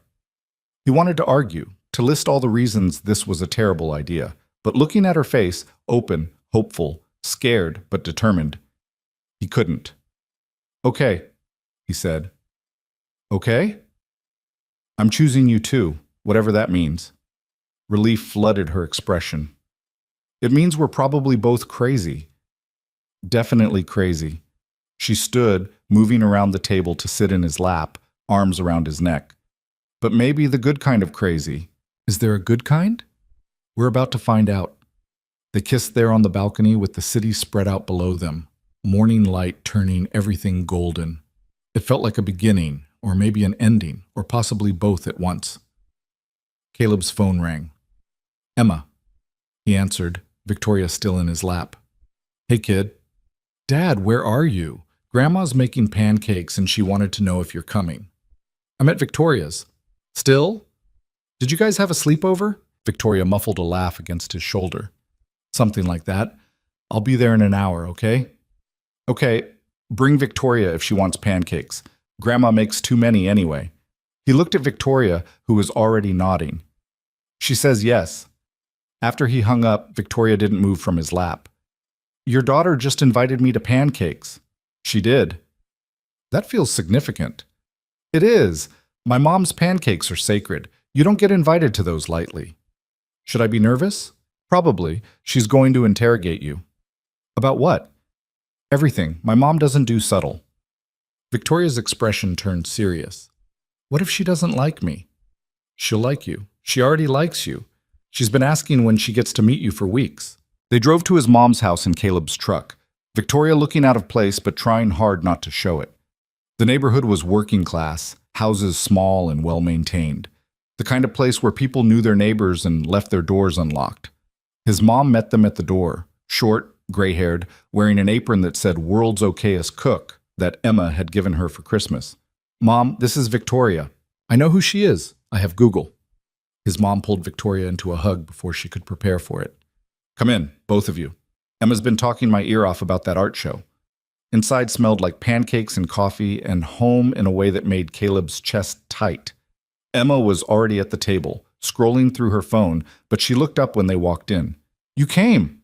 "Wouldn't miss it," Victoria said. Breakfast was chaotic in the best way. His mom asked questions, polite but probing, about Victoria's work, her family, her intentions with Caleb. Victoria answered honestly, not hiding behind corporate speak or charm, just being real. Emma told elaborate stories about the art show, embellishing details. Caleb's mom served pancakes that were slightly burned on one side because she'd been too busy interrogating Victoria to watch them properly. It was messy and loud and imperfect, and watching Victoria navigate it, laughing at jokes, asking follow-up questions, genuinely engaging. Caleb felt something click into place. This was what real looked like. Not galas or performances or carefully managed appearances, just people who cared about each other eating too many pancakes on a Sunday morning. After breakfast, his mom pulled him aside while Victoria and Emma did dishes. "I like her," she said. "Yeah? She's not what I expected. Less polished, more real." His mom studied his face. "You're happy." "I am." "Good. You deserve it, baby.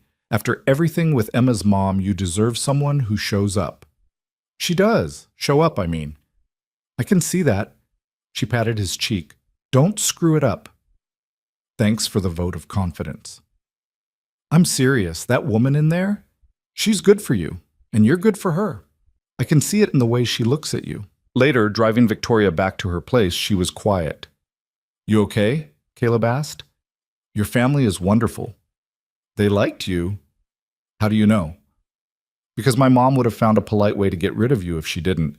Instead, she made you take home leftovers." Victoria looked at the container of pancakes in her lap. "I've never had this before." "Pancakes? Family, like that. Easy and warm and real. My father and I had dinners where we discussed business. We didn't have pancakes and chaos." Caleb reached over and took her hand. "Well, you do now, if you want." She laced her fingers through his. "I want." That night, lying in his own bed for the first time in 48 hours, Caleb got a text. "I told my board today. About us. It went better than expected." "V, that's good. One of them asked if I was serious about you. I said yes without hesitation." "Are you? Serious, I mean, yes." "Are you?" Caleb stared at the question. This was the moment, the point where he either committed or backed out, where the lie they'd started became something permanent and irreversible. He thought about Victoria in his mom's kitchen, laughing with Emma, about falling asleep with her in his arms, about the way she looked at him like he was someone worth choosing. "Yeah, I am. Good, because I think I'm falling in love with you." His heart stopped, then started again, faster. "Victoria." "You don't have to say it back. I just needed you to know." He called instead of texting. She answered on the first ring. "Hi," she said, voice uncertain.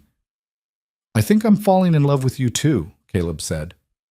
"Actually, I don't think. I know." Silence. Then a shaky breath. "Really?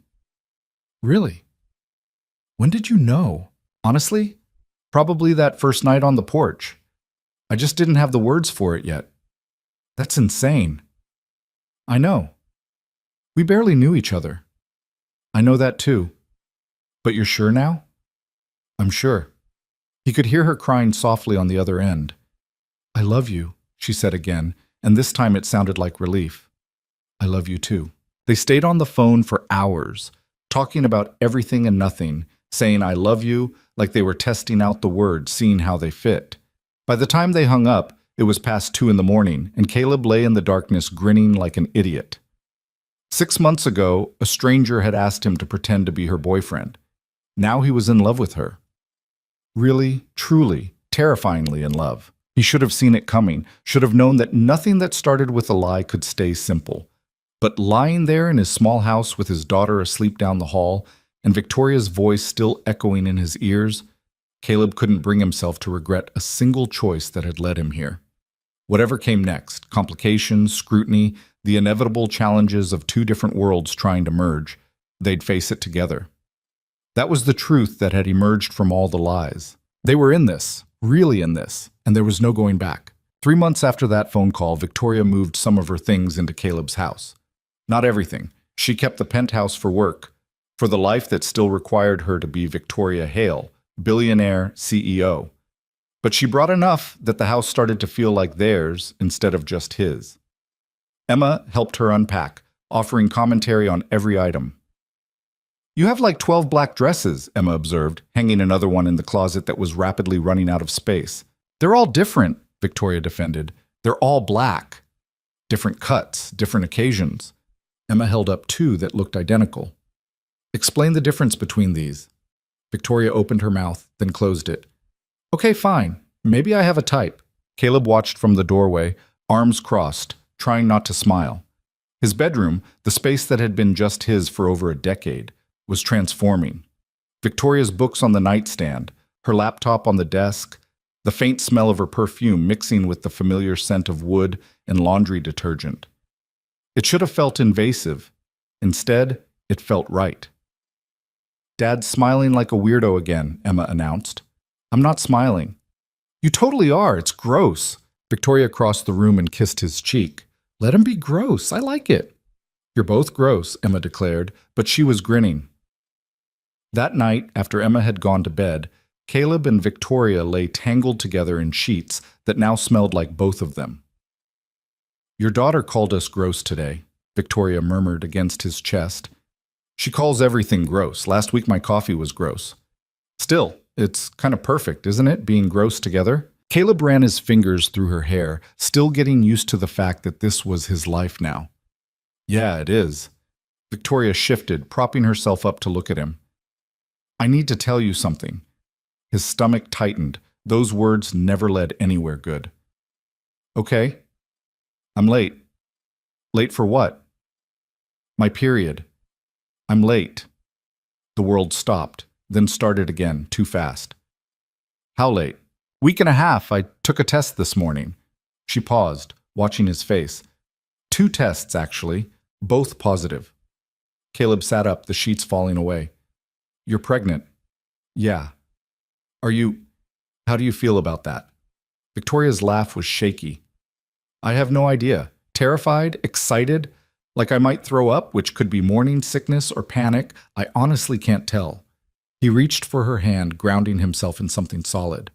"When were you going to tell me?" "I'm telling you now. I wanted to be sure first. Didn't want to freak you out over a false alarm." "And you're sure now?" "I have a doctor's appointment tomorrow to confirm. But yeah, I'm pretty sure." Caleb's mind raced. A baby, another child.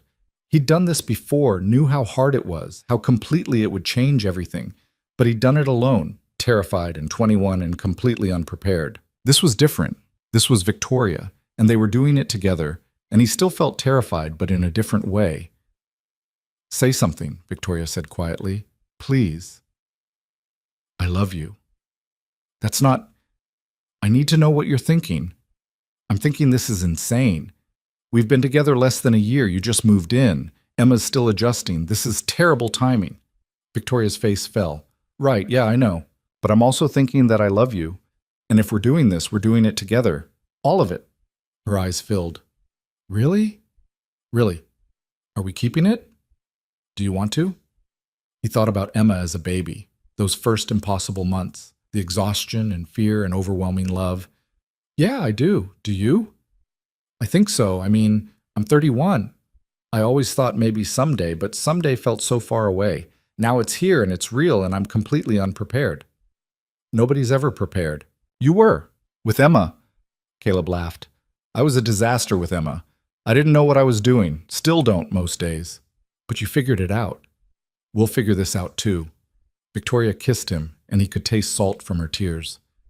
"I'm so scared." "Me too." "But also kind of excited?" "Yeah, that too." They held each other in the darkness, processing this new reality. A baby. Their baby. The weight of it settled over them like a blanket, warm and suffocating at once.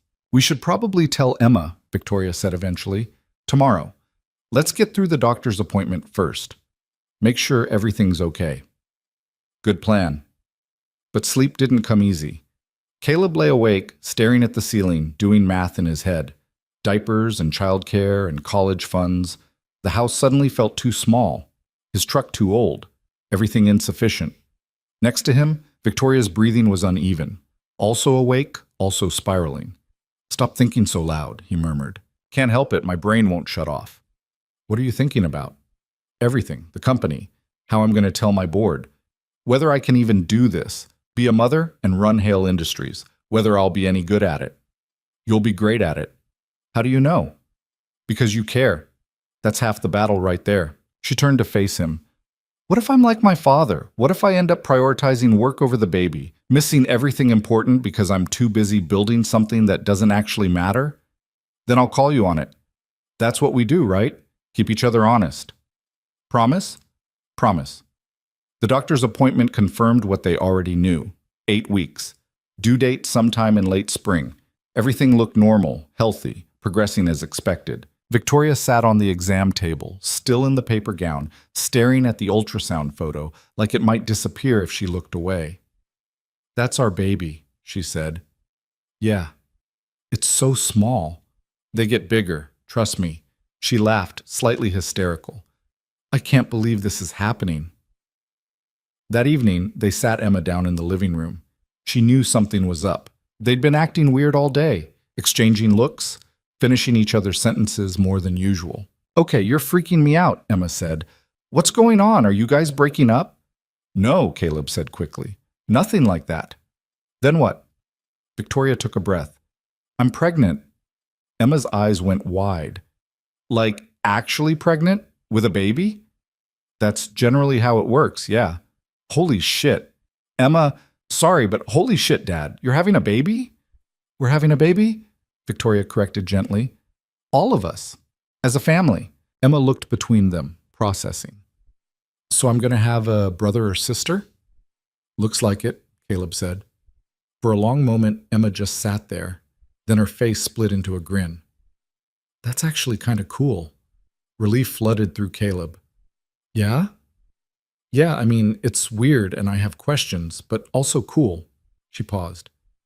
"Can I tell people at school?" "Maybe wait until we're past the first trimester," Victoria suggested, "just to be safe." "When's that?" "Couple more weeks." Emma nodded, suddenly serious. "Are you guys getting married?" The question hung in the air. Caleb and Victoria looked at each other. "We haven't really talked about that yet," Caleb said carefully, "but you're having a baby together. Don't people usually get married first?" "Sometimes. But there's no rule that says we have to." Emma crossed her arms. "I think you should. Not because of the baby, but because you love each other, and it would be nice. Plus then, Victoria would officially be my stepmom, which is less confusing than Dad's girlfriend who lives here sometimes." After Emma went to bed, Victoria found Caleb on the back porch, nursing a beer and staring into the darkness. "She has a point," Victoria said, settling next to him. "About what?" "Marriage. Making this official." Caleb took a long drink. "Is that what you want?" "I don't know." "Is it what you want?" "I asked you first," Victoria smiled. Very mature. "I try." They sat in silence for a moment, the question hovering between them. "I was married before," Caleb said finally. "Not to Emma's mom. Before that, when I was 20, lasted 8 months. Biggest mistake of my life." "You never mentioned that." "Not exactly proud of it. We were kids playing house, and when real life hit, we fell apart." He set down his beer. "So yeah, marriage scares the hell out of me, but also the idea of not marrying you scares me more. That's the most romantic thing anyone's ever said to me. I'm serious. I want this. You, me, Emma, the baby. All of it. I just don't want to screw it up by rushing into something because it's what we're supposed to do." Victoria took his hand. "What if we just see how it goes? No pressure, no timeline. Just keep doing what we're doing. And if one of us changes their mind later, then we talk about it, like adults. Look at us, being all mature and communicative." Emma would be proud. The pregnancy progressed. Victoria's body changed in ways that fascinated and terrified her. Morning sickness hit hard in the second month, leaving her pale and exhausted. Caleb learned to keep crackers by the bed and ginger tea in the kitchen. Work became complicated. Victoria tried to hide it at first, wearing loose clothing to board meetings, scheduling appointments around her calendar. But by the fourth month, there was no hiding it. The announcement went out to the board on a Tuesday. By Wednesday, the press had it. By Thursday, Caleb couldn't leave his house without cameras in his face. "Mr. Hayes, how does it feel to be starting a family with Victoria Hale? Are you planning to get married? Will this affect Ms. Hale's role at the company?" He learned to say no comment and keep walking, but it was invasive in ways he hadn't prepared for. Strangers had opinions about their relationship, their choices, their future. The internet had takes, some supportive, many cruel. Victoria handled it better than he did, or at least pretended to. But he'd catch her reading comments sometimes, face tight, and know she was taking it in even when she claimed not to care. "They're calling me irresponsible," she said one night, phone in hand, saying I'm setting a bad example for young women in business. By having a baby? By having a baby out of wedlock with someone they consider beneath my station. She threw the phone onto the couch. As if any of it is their business. It's not. I know, but it still gets to me. Emma dealt with her own version of the attention. Kids at school asked invasive questions. Teachers looked at her differently. She came home frustrated more often than not. Madison's mom asked if you guys were getting married, Emma reported over dinner. I told her to mind her business, and now I have detention. Emma, what? She was being nosy. You can't tell adults to mind their business, Caleb said, trying not to smile. Why not? It's true. Victoria reached across the table and squeezed Emma's hand. Thank you for defending us, but maybe use slightly more polite words next time. Fine. I'll say with all due respect, that's none of your concern. That's still going to get you detention. Worth it. By the 5th month, Victoria's body had transformed in ways that made her self-conscious. She stood in front of the bathroom mirror, hands on her growing belly, frowning. I look like I swallowed a basketball, she said. Caleb came up behind her, wrapping his arms around her waist. You look beautiful. Liar. I'm serious. You're growing our kid. That's the most beautiful thing in the world. My ankles are swollen. I can't fit into any of my clothes. And yesterday I cried because we were out of pickles. Pregnancy hormones are wild. This is your fault, you know. Pretty sure it takes 2. She turned in his arms, and despite the complaints, her eyes were soft. I love you. I love you too, swollen ankles and all. Such a romantic. The 6th month brought complications. Victoria started having contractions. False labor, the doctor said, but enough to put her on partial bed rest. She fought it at first, trying to maintain her schedule, refusing to slow down. Then one night, she woke Caleb at 3 a.m, gasping in pain. Something's wrong, she managed. The hospital was a blur. Bright lights and urgent voices and monitors beeping too fast. Caleb held Victoria's hand while doctors examined her, explaining in calm voices that masked the underlying concern. Preterm labor. Too early. The baby needed more time. They gave Victoria medication to stop the contractions, admitted her overnight for observation. Caleb sat in the uncomfortable hospital chair, watching her sleep, terrified in ways he hadn't been since Emma was born. What if something happened? What if he lost them both? The thought was unbearable. In the morning, the contractions had stopped. The baby's heartbeat was strong. Crisis averted for now. But the doctor was firm. Bed rest. Not partial. Complete. No work, no stress, minimal activity until we're confident the baby will stay put. Victoria looked like she might argue. Then she touched her belly and nodded. Okay. Moving her into his house full-time felt different than when she'd brought her things over. This wasn't a choice. It was necessity. She couldn't be alone in the penthouse, couldn't manage stairs, needed help with basic things. Caleb took time off work. Not much. They needed the income, but enough to be there during the day. His mom helped, coming over to keep Victoria company, bringing food and gossip and a calm presence that Victoria clearly needed. Emma stepped up in ways that surprised everyone. She'd come home from school and sit with Victoria, doing homework at the foot of the bed, filling her in on the drama of 7th grade. Madison's boyfriend broke up with her, Emma reported one afternoon. She's devastated. I told her middle school relationships don't matter anyway, but she said I don't understand because I've never been in love. Have you? Victoria asked, genuinely curious. No. Boys my age are idiots. She paused. There's this girl in my art class, though. She's really cool. Victoria's expression shifted to something warm. Yeah? Yeah. But I don't know if she likes me like that. We just talk about art and stuff. That's how it starts, talking about stuff. Emma looked at her. Is that how it was with you and Dad? Sort of. We started by pretending, but the talking is what made it real. Caleb listened from the doorway, his heart full in ways he couldn't articulate, his daughter coming out to Victoria before she'd come out to him. Victoria handling it with such casual grace, like it was the most natural thing in the world. He'd never loved either of them more. The bed rest stretched into weeks. Victoria grew restless, then frustrated, then quietly depressed. She wasn't used to being still, to being dependent, to having no control. I'm going insane, she told Caleb one night. I love you. I love this baby, but I'm losing my mind. I know. The company's falling apart without me. My assistant calls with questions I should be handling in person. The foundation gala is in 2 weeks, and I can't even attend. They'll manage. That's what I'm afraid of, that they'll realize they don't actually need me. Caleb sat on the edge of the bed. Of course they need you, but right now this baby needs you more, and I need you. So you're going to stay here, rest, and trust that the world will keep turning. I hate this. I know you do. She cried then, the ugly kind of crying that came from feeling helpless. Caleb held her, rubbing circles on her back, wishing he could fix it, and knowing he couldn't. The 7th month arrived, then the 8th. The baby grew, Victoria's body accommodated, and slowly the danger passed. The doctor gave cautious approval for limited activity. Victoria's first trip out of the house was to Emma's school play.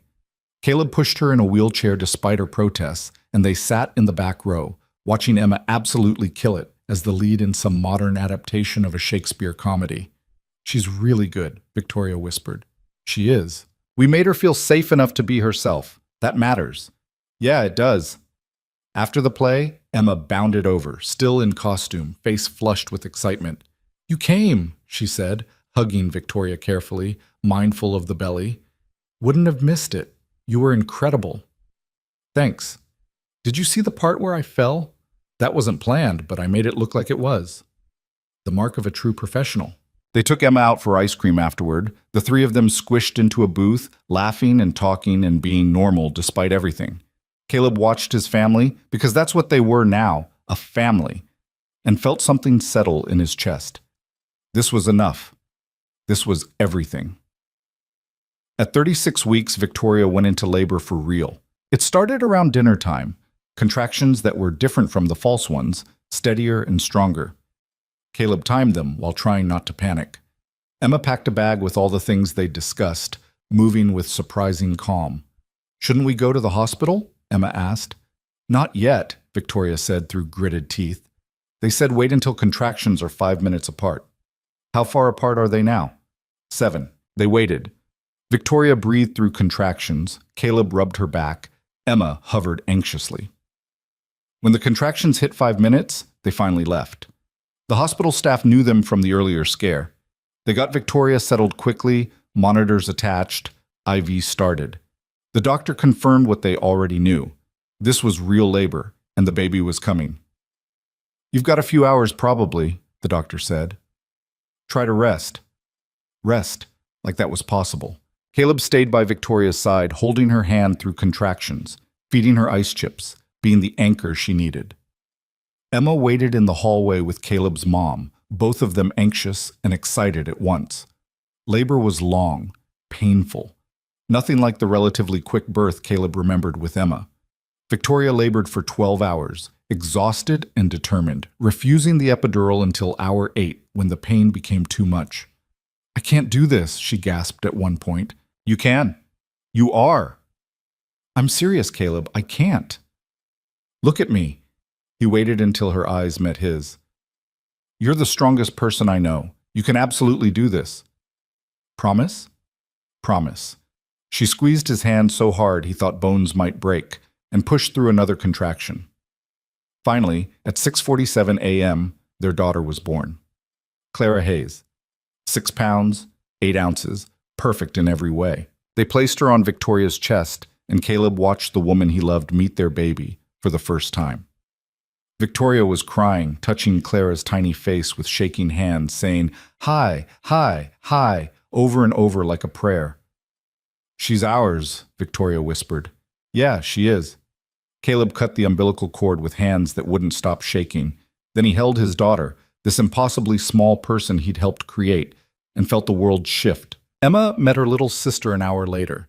She approached the hospital bed cautiously, eyes wide, taking in Victoria, exhausted but glowing, and the tiny bundle in her arms. "Want to hold her?" Victoria asked. Emma nodded, speechless for once. Caleb helped her settle in the chair, showing her how to support Clara's head. Emma stared down at her baby sister with an expression of pure wonder. "She's so small," Emma breathed. "You were this small once," Caleb said. "No way." "Way, trust me."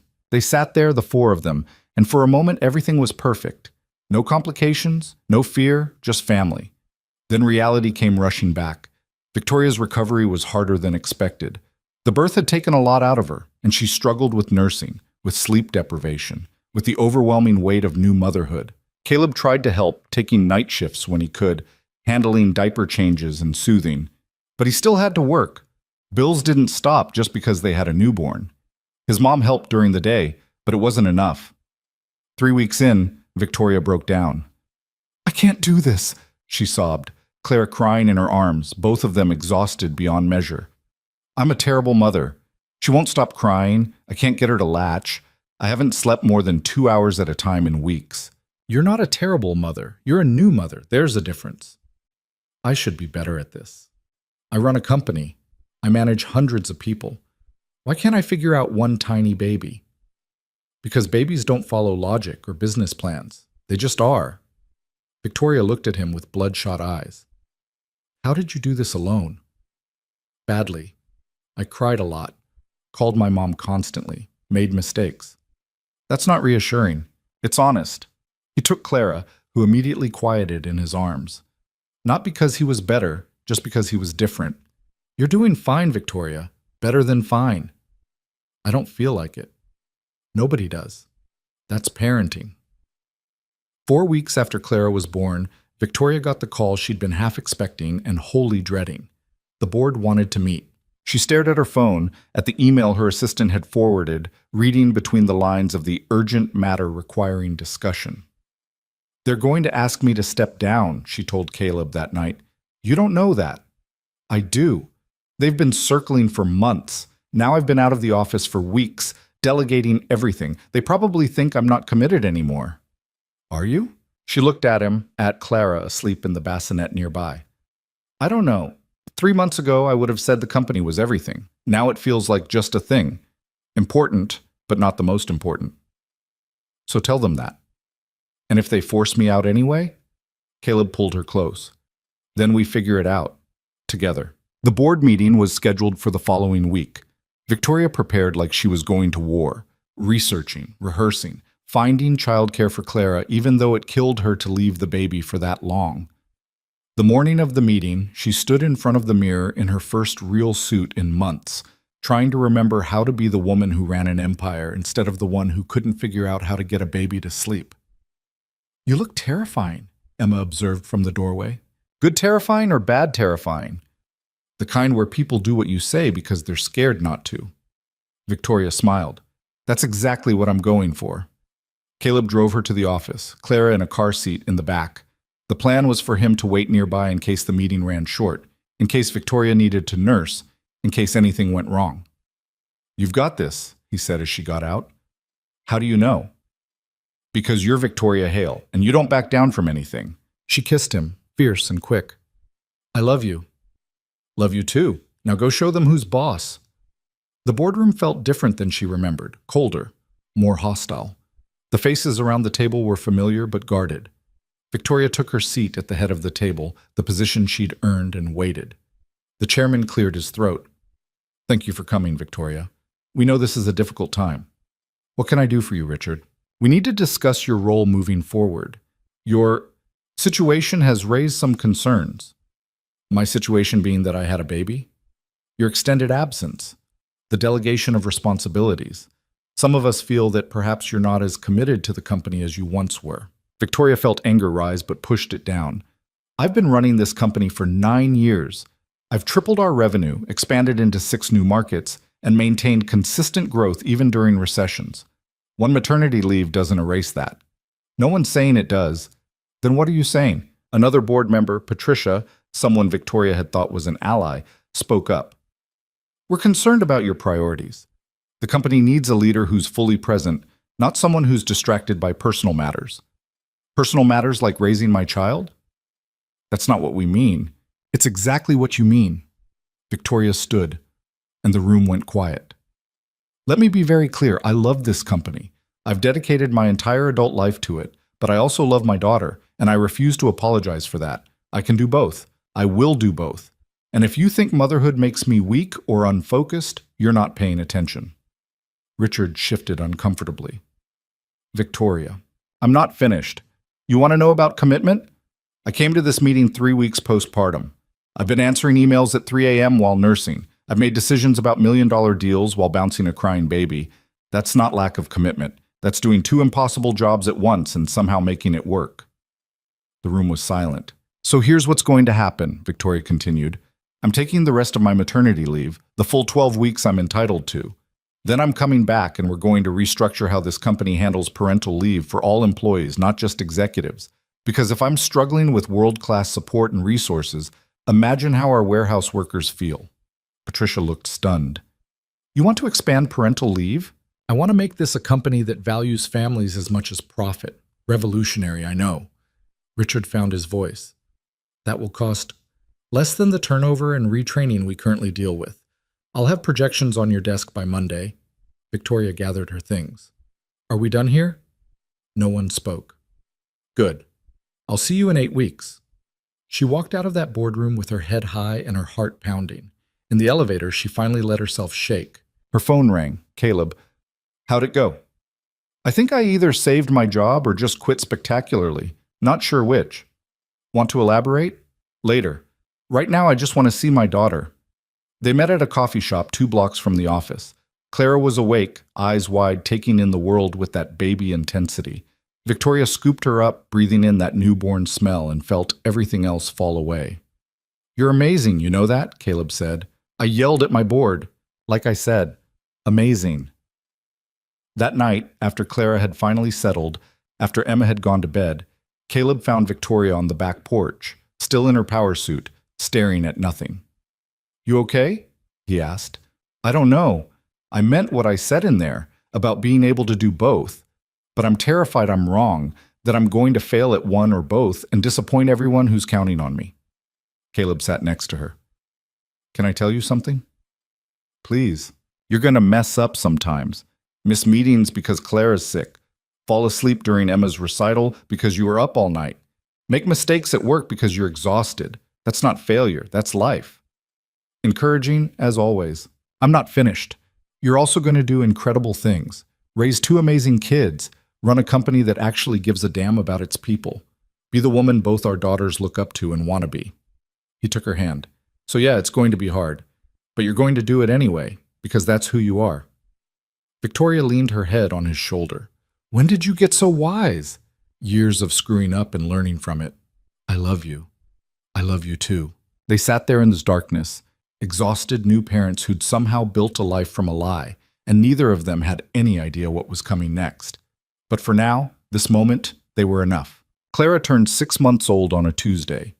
Caleb marked it by finding Victoria asleep at the kitchen table at 3 a.m, laptop still open, baby monitor clutched in one hand. Victoria. He touched her shoulder gently. Come to bed. She startled awake, disoriented. What time is it? Late or early, depending on how you look at it. I was just finishing the quarterly report. The board meeting's on Friday and I need...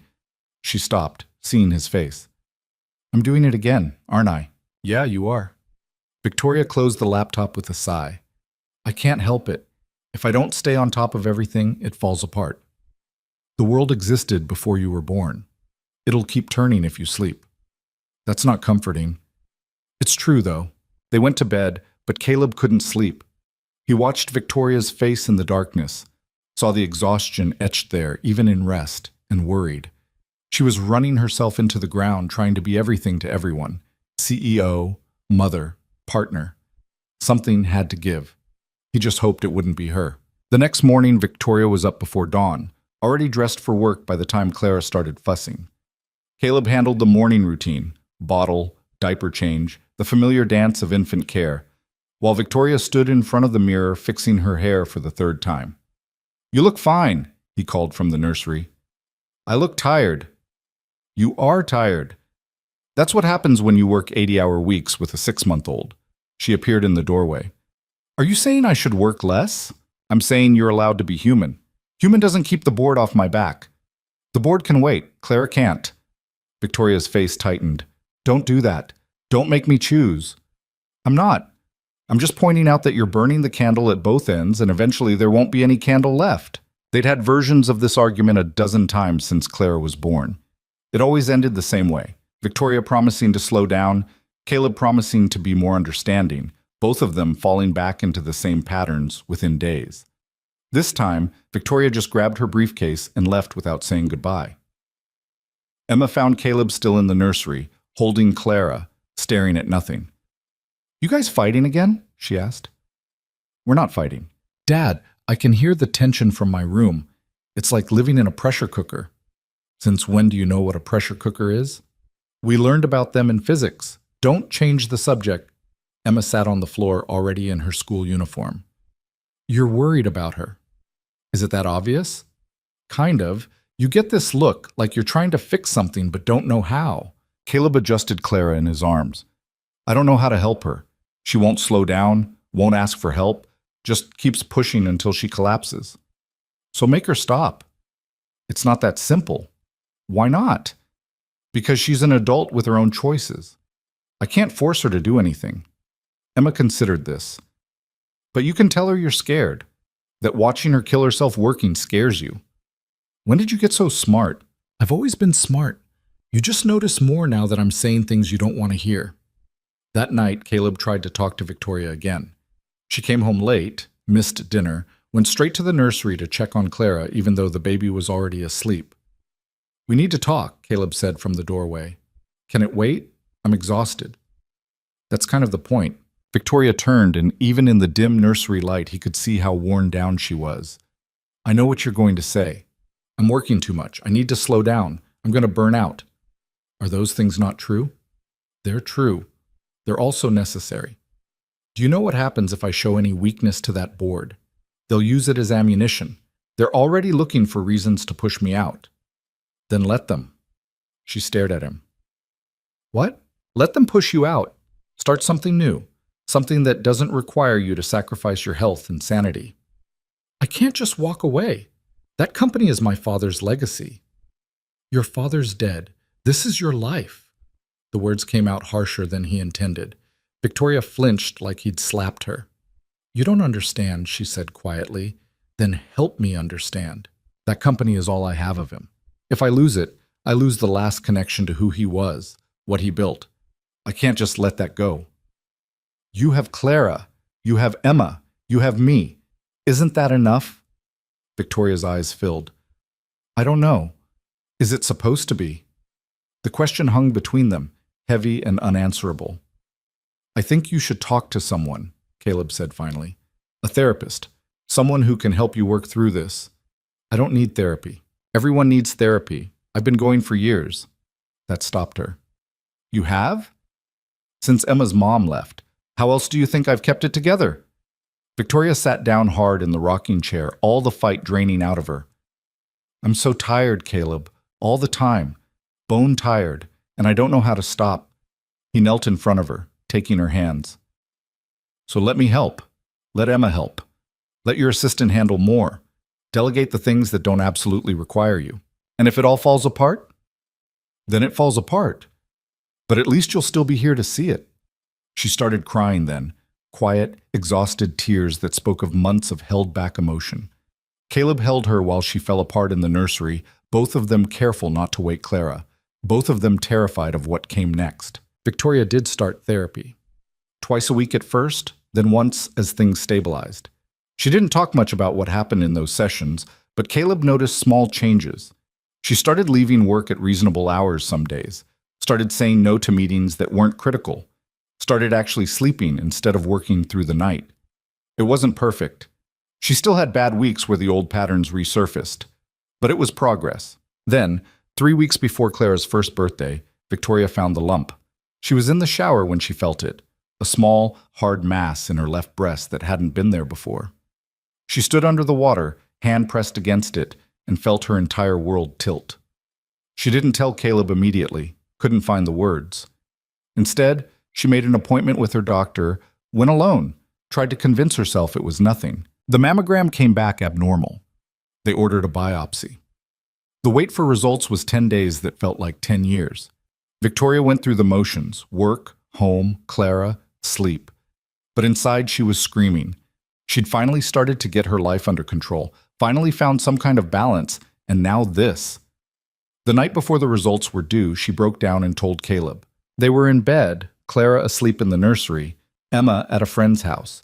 The perfect time to have a conversation you've been avoiding. I need to tell you something, Victoria said into the darkness. Caleb rolled to face her. Okay. I found a lump. 3 weeks ago. I had a biopsy. The results come tomorrow. She felt him go completely still next to her. What? I'm sorry. I should have told you sooner. I just couldn't. I didn't know how to say it out loud. Caleb sat up, turning on the bedside lamp. 3 weeks? Victoria, you've been dealing with this alone for 3 weeks? I know. I'm sorry. Stop apologizing and talk to me. What did the doctor say? That we won't know anything until the biopsy results. It could be nothing, could be benign, or it could be... She couldn't finish the sentence. Cancer, Caleb said flatly. Yeah. He pulled her into his arms, and she felt him shaking. We'll deal with it. Whatever it is, we'll deal with it. What if it's bad? Then it's bad, and we fight it. What if I die? You're not going to die. You can't know that. I know I'm not losing you. Not now. Not when we finally figured this out. Victoria cried against his chest, all the fear she'd been holding in for weeks pouring out. Caleb held her and promised things he couldn't guarantee, and they both knew it but pretended otherwise because what else could they do? The results came back positive. Stage 2 breast cancer. Treatable, the doctor said. Caught relatively early. Good prognosis with aggressive treatment. Victoria heard the words, but they didn't quite land. Cancer. She had cancer. What's the treatment plan? Caleb asked, because Victoria couldn't form words. The doctor outlined it. Surgery to remove the tumor, followed by chemotherapy, possibly radiation. 6 months minimum. Maybe longer. And her chances? Caleb's voice was steady, but his hand in Victoria's was trembling. With treatment, very good. This type of cancer responds well to chemotherapy. We're looking at better than 90% survival rate. 90%. Which meant 10% didn't make it. Victoria focused on that 10% all the way home. They told Emma that night. Sat her down in the living room and delivered the news as gently as possible. Emma's face went white. You have cancer? Yeah, Victoria said. But it's treatable. The doctors are optimistic. Optimistic isn't a guarantee. No, it's not. Emma looked at Caleb. Is she going to die? No, Caleb said firmly. She's going to fight this, and she's going to win. How do you know? Because she's the strongest person I know, and because we're not giving her any other option. Emma started crying.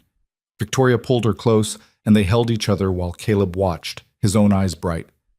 I'm scared, Emma whispered. Me too, Victoria admitted, but we're going to get through this, all of us. The surgery was scheduled for 2 weeks out. Victoria used that time to get her affairs in order, updating her will, arranging coverage at work, preparing for the possibility that she might not come back. Caleb caught her writing letters one night. What are those? He asked. Letters to Clara, to Emma, to you. In case, don't. Caleb, we have to be realistic. No. We have to be hopeful. You're going to be fine. But if I'm not, then we'll deal with it then. Right now, you're here. You're fighting. And I need you to believe you're going to make it. Victoria set down the pen. What if I can't? Then fake it, like we did at the beginning. Pretend until it becomes real. She laughed, slightly hysterical. We're back to pretending? If that's what it takes? The surgery went well. They removed the tumor and some surrounding tissue. Clean margins, the surgeon said. No sign it had spread to the lymph nodes. Victoria woke up in recovery to find Caleb asleep in the chair next to her bed, his hand wrapped around hers even in sleep. She squeezed his fingers and he startled awake. Hey, he said, voice rough. Hey, how do you feel? Like I got hit by a truck. That's the anesthesia. It'll wear off. Did they get it all? Yeah, they got it all. Victoria closed her eyes, relief flooding through her. Good. Your mom's here. And Emma. They're in the waiting room. My mom's here? Yeah, I called her. Hope that's okay. Victoria hadn't seen her mother in over a year. They'd had a falling out after her father died. Something about the company and expectations and old wounds that never healed. I don't know if I can deal with her right now, Victoria said. You don't have to. Just know she's here if you want her. In the end, Victoria did see her. Her mother came into the room cautiously, like approaching something fragile. Victoria. Mom. They looked at each other across the space of a hospital room in a year of silence. I'm sorry, her mother said. For everything. For the fighting. For not being there. It's okay. It's not. But I'm here now. If you'll let me be. Victoria nodded, throat tight. Okay. It wasn't forgiveness exactly, but it was a start. Chemotherapy started 3 weeks after surgery. Victoria lost her hair by the second round, and that was somehow harder than the diagnosis itself. She stood in front of the bathroom mirror, running her hands over her bald head, and felt like she was disappearing. Caleb found her there, crying silently. It's just hair, he said. I know. It'll grow back. I know that too. Then why are you crying?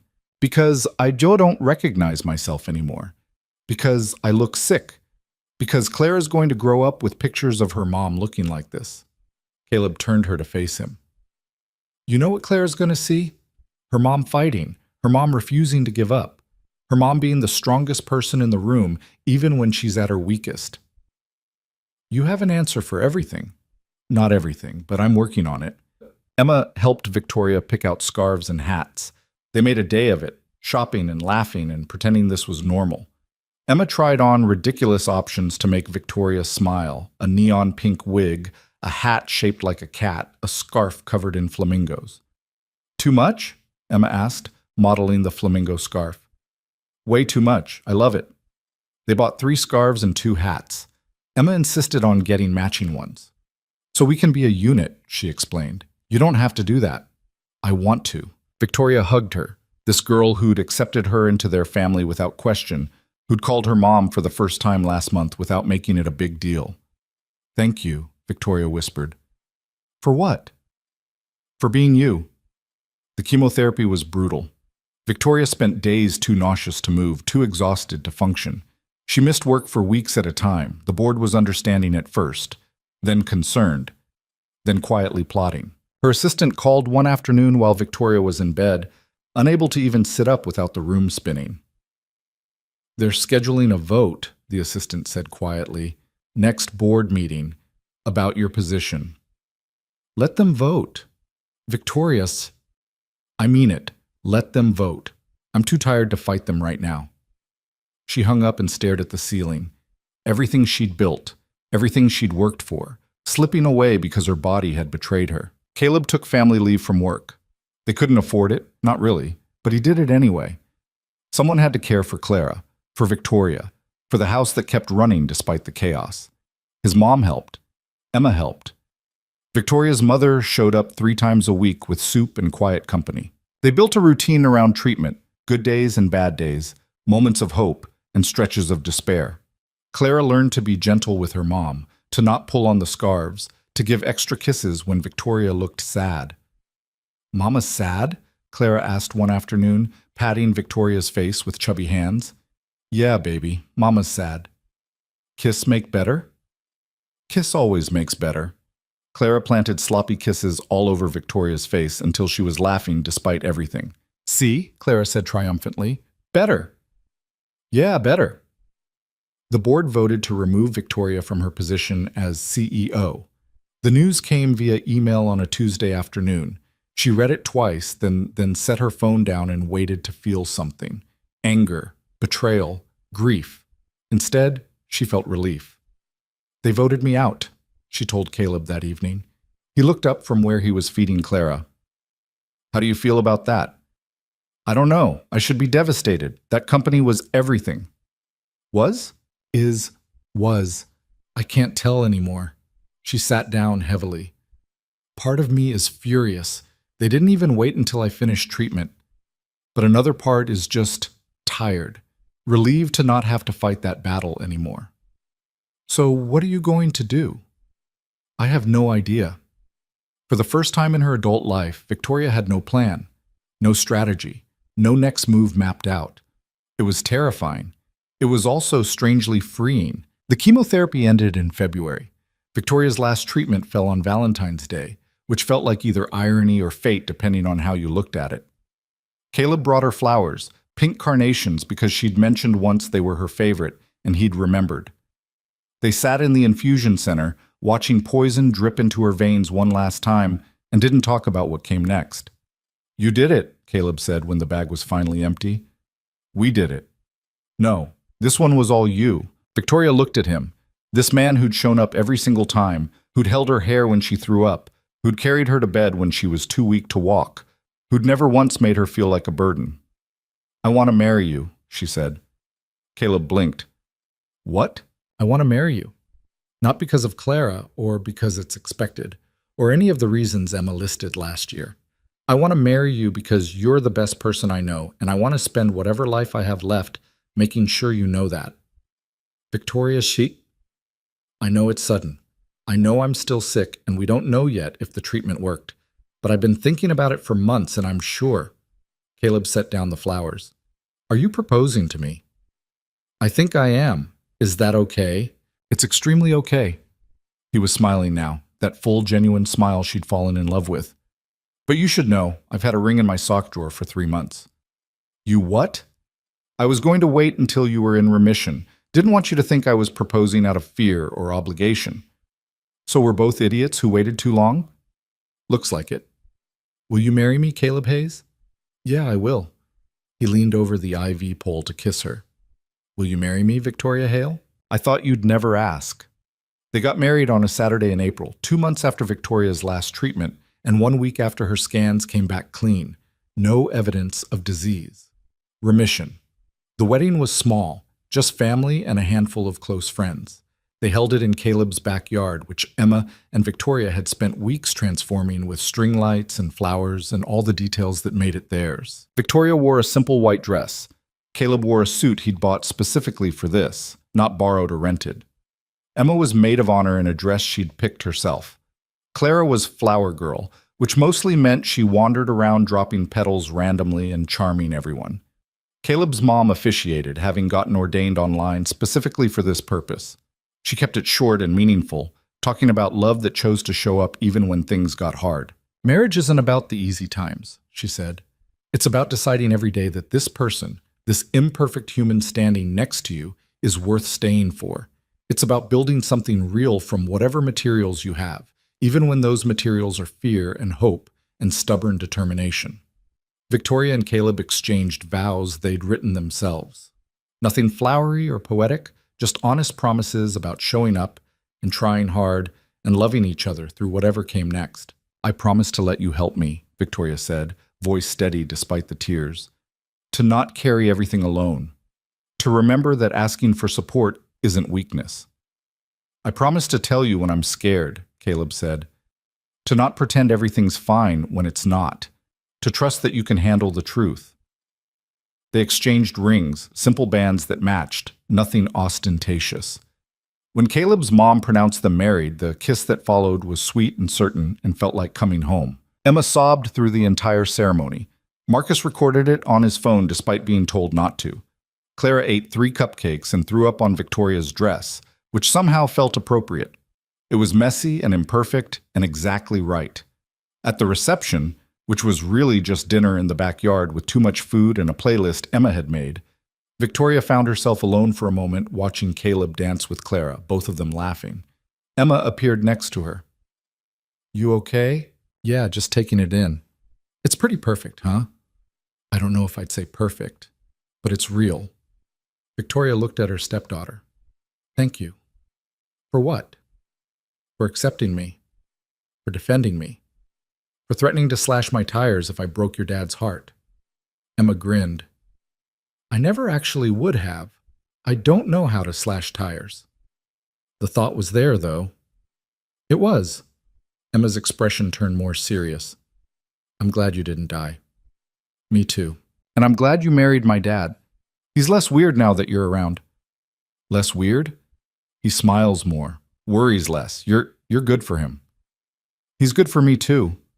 They stood together, watching the people they loved celebrate something that had started as a lie and become the truest thing either of them had.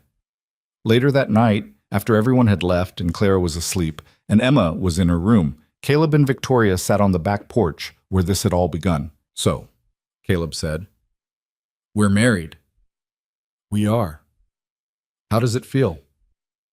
"The same as yesterday, but also completely different." Victoria leaned against him. "I kept waiting for it to feel like a mistake, but it doesn't." "Good, because I'm not giving you your deposit back." She laughed. "What deposit?" "The emotional one you put down when you asked a stranger to pretend to be your boyfriend. That was a terrible investment." "Was it?" Victoria looked around at the backyard they'd decorated together, the house they'd filled with family, the life they'd built from nothing but stubbornness and hope. "No," she said. "It really wasn't." 3 months later, Victoria started a new company, not a real estate empire like her father's, something smaller, more personal. A consulting firm that helped other companies develop better parental leave policies and work-life balance programs. "It's not going to make me a billionaire," she told Caleb when she showed him the business plan. "Were you happy being a billionaire?" "Not particularly." "Then who cares?"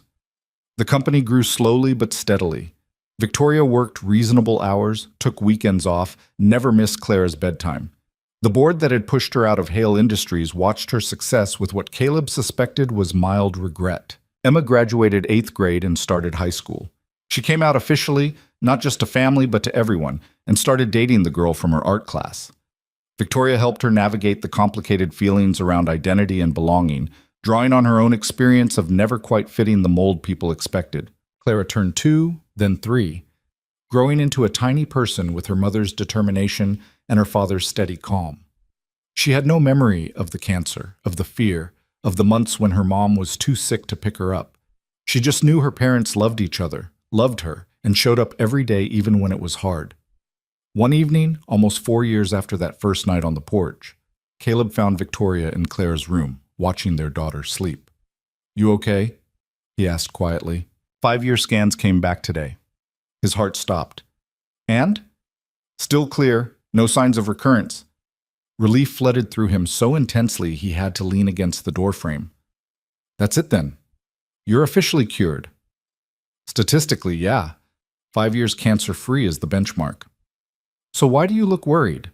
Victoria turned to face him. "Because I keep waiting for the other shoe to drop, for something else to go wrong. It feels like we've had too much good lately." "That's not how life works." "Isn't it? Every time things got good before, something fell apart." Caleb pulled her into his arms. "Maybe we're due for some good that lasts. Maybe we've paid our dues and earned some peace." "You really believe that?" "I have to. Otherwise, what's the point?" They stood there in their daughter's room, holding each other in the soft glow of the nightlight. Two people who'd learned that love wasn't about perfect moments or grand gestures. It was about showing up, staying present, choosing each other even when it would be easier to walk away. "I'm glad you asked me to pretend," Caleb said quietly. Victoria smiled against his chest. "Best lie I ever told." "Second best." "What's the first?" "When I said this would just be one night." She pulled back to look at him. "You knew?"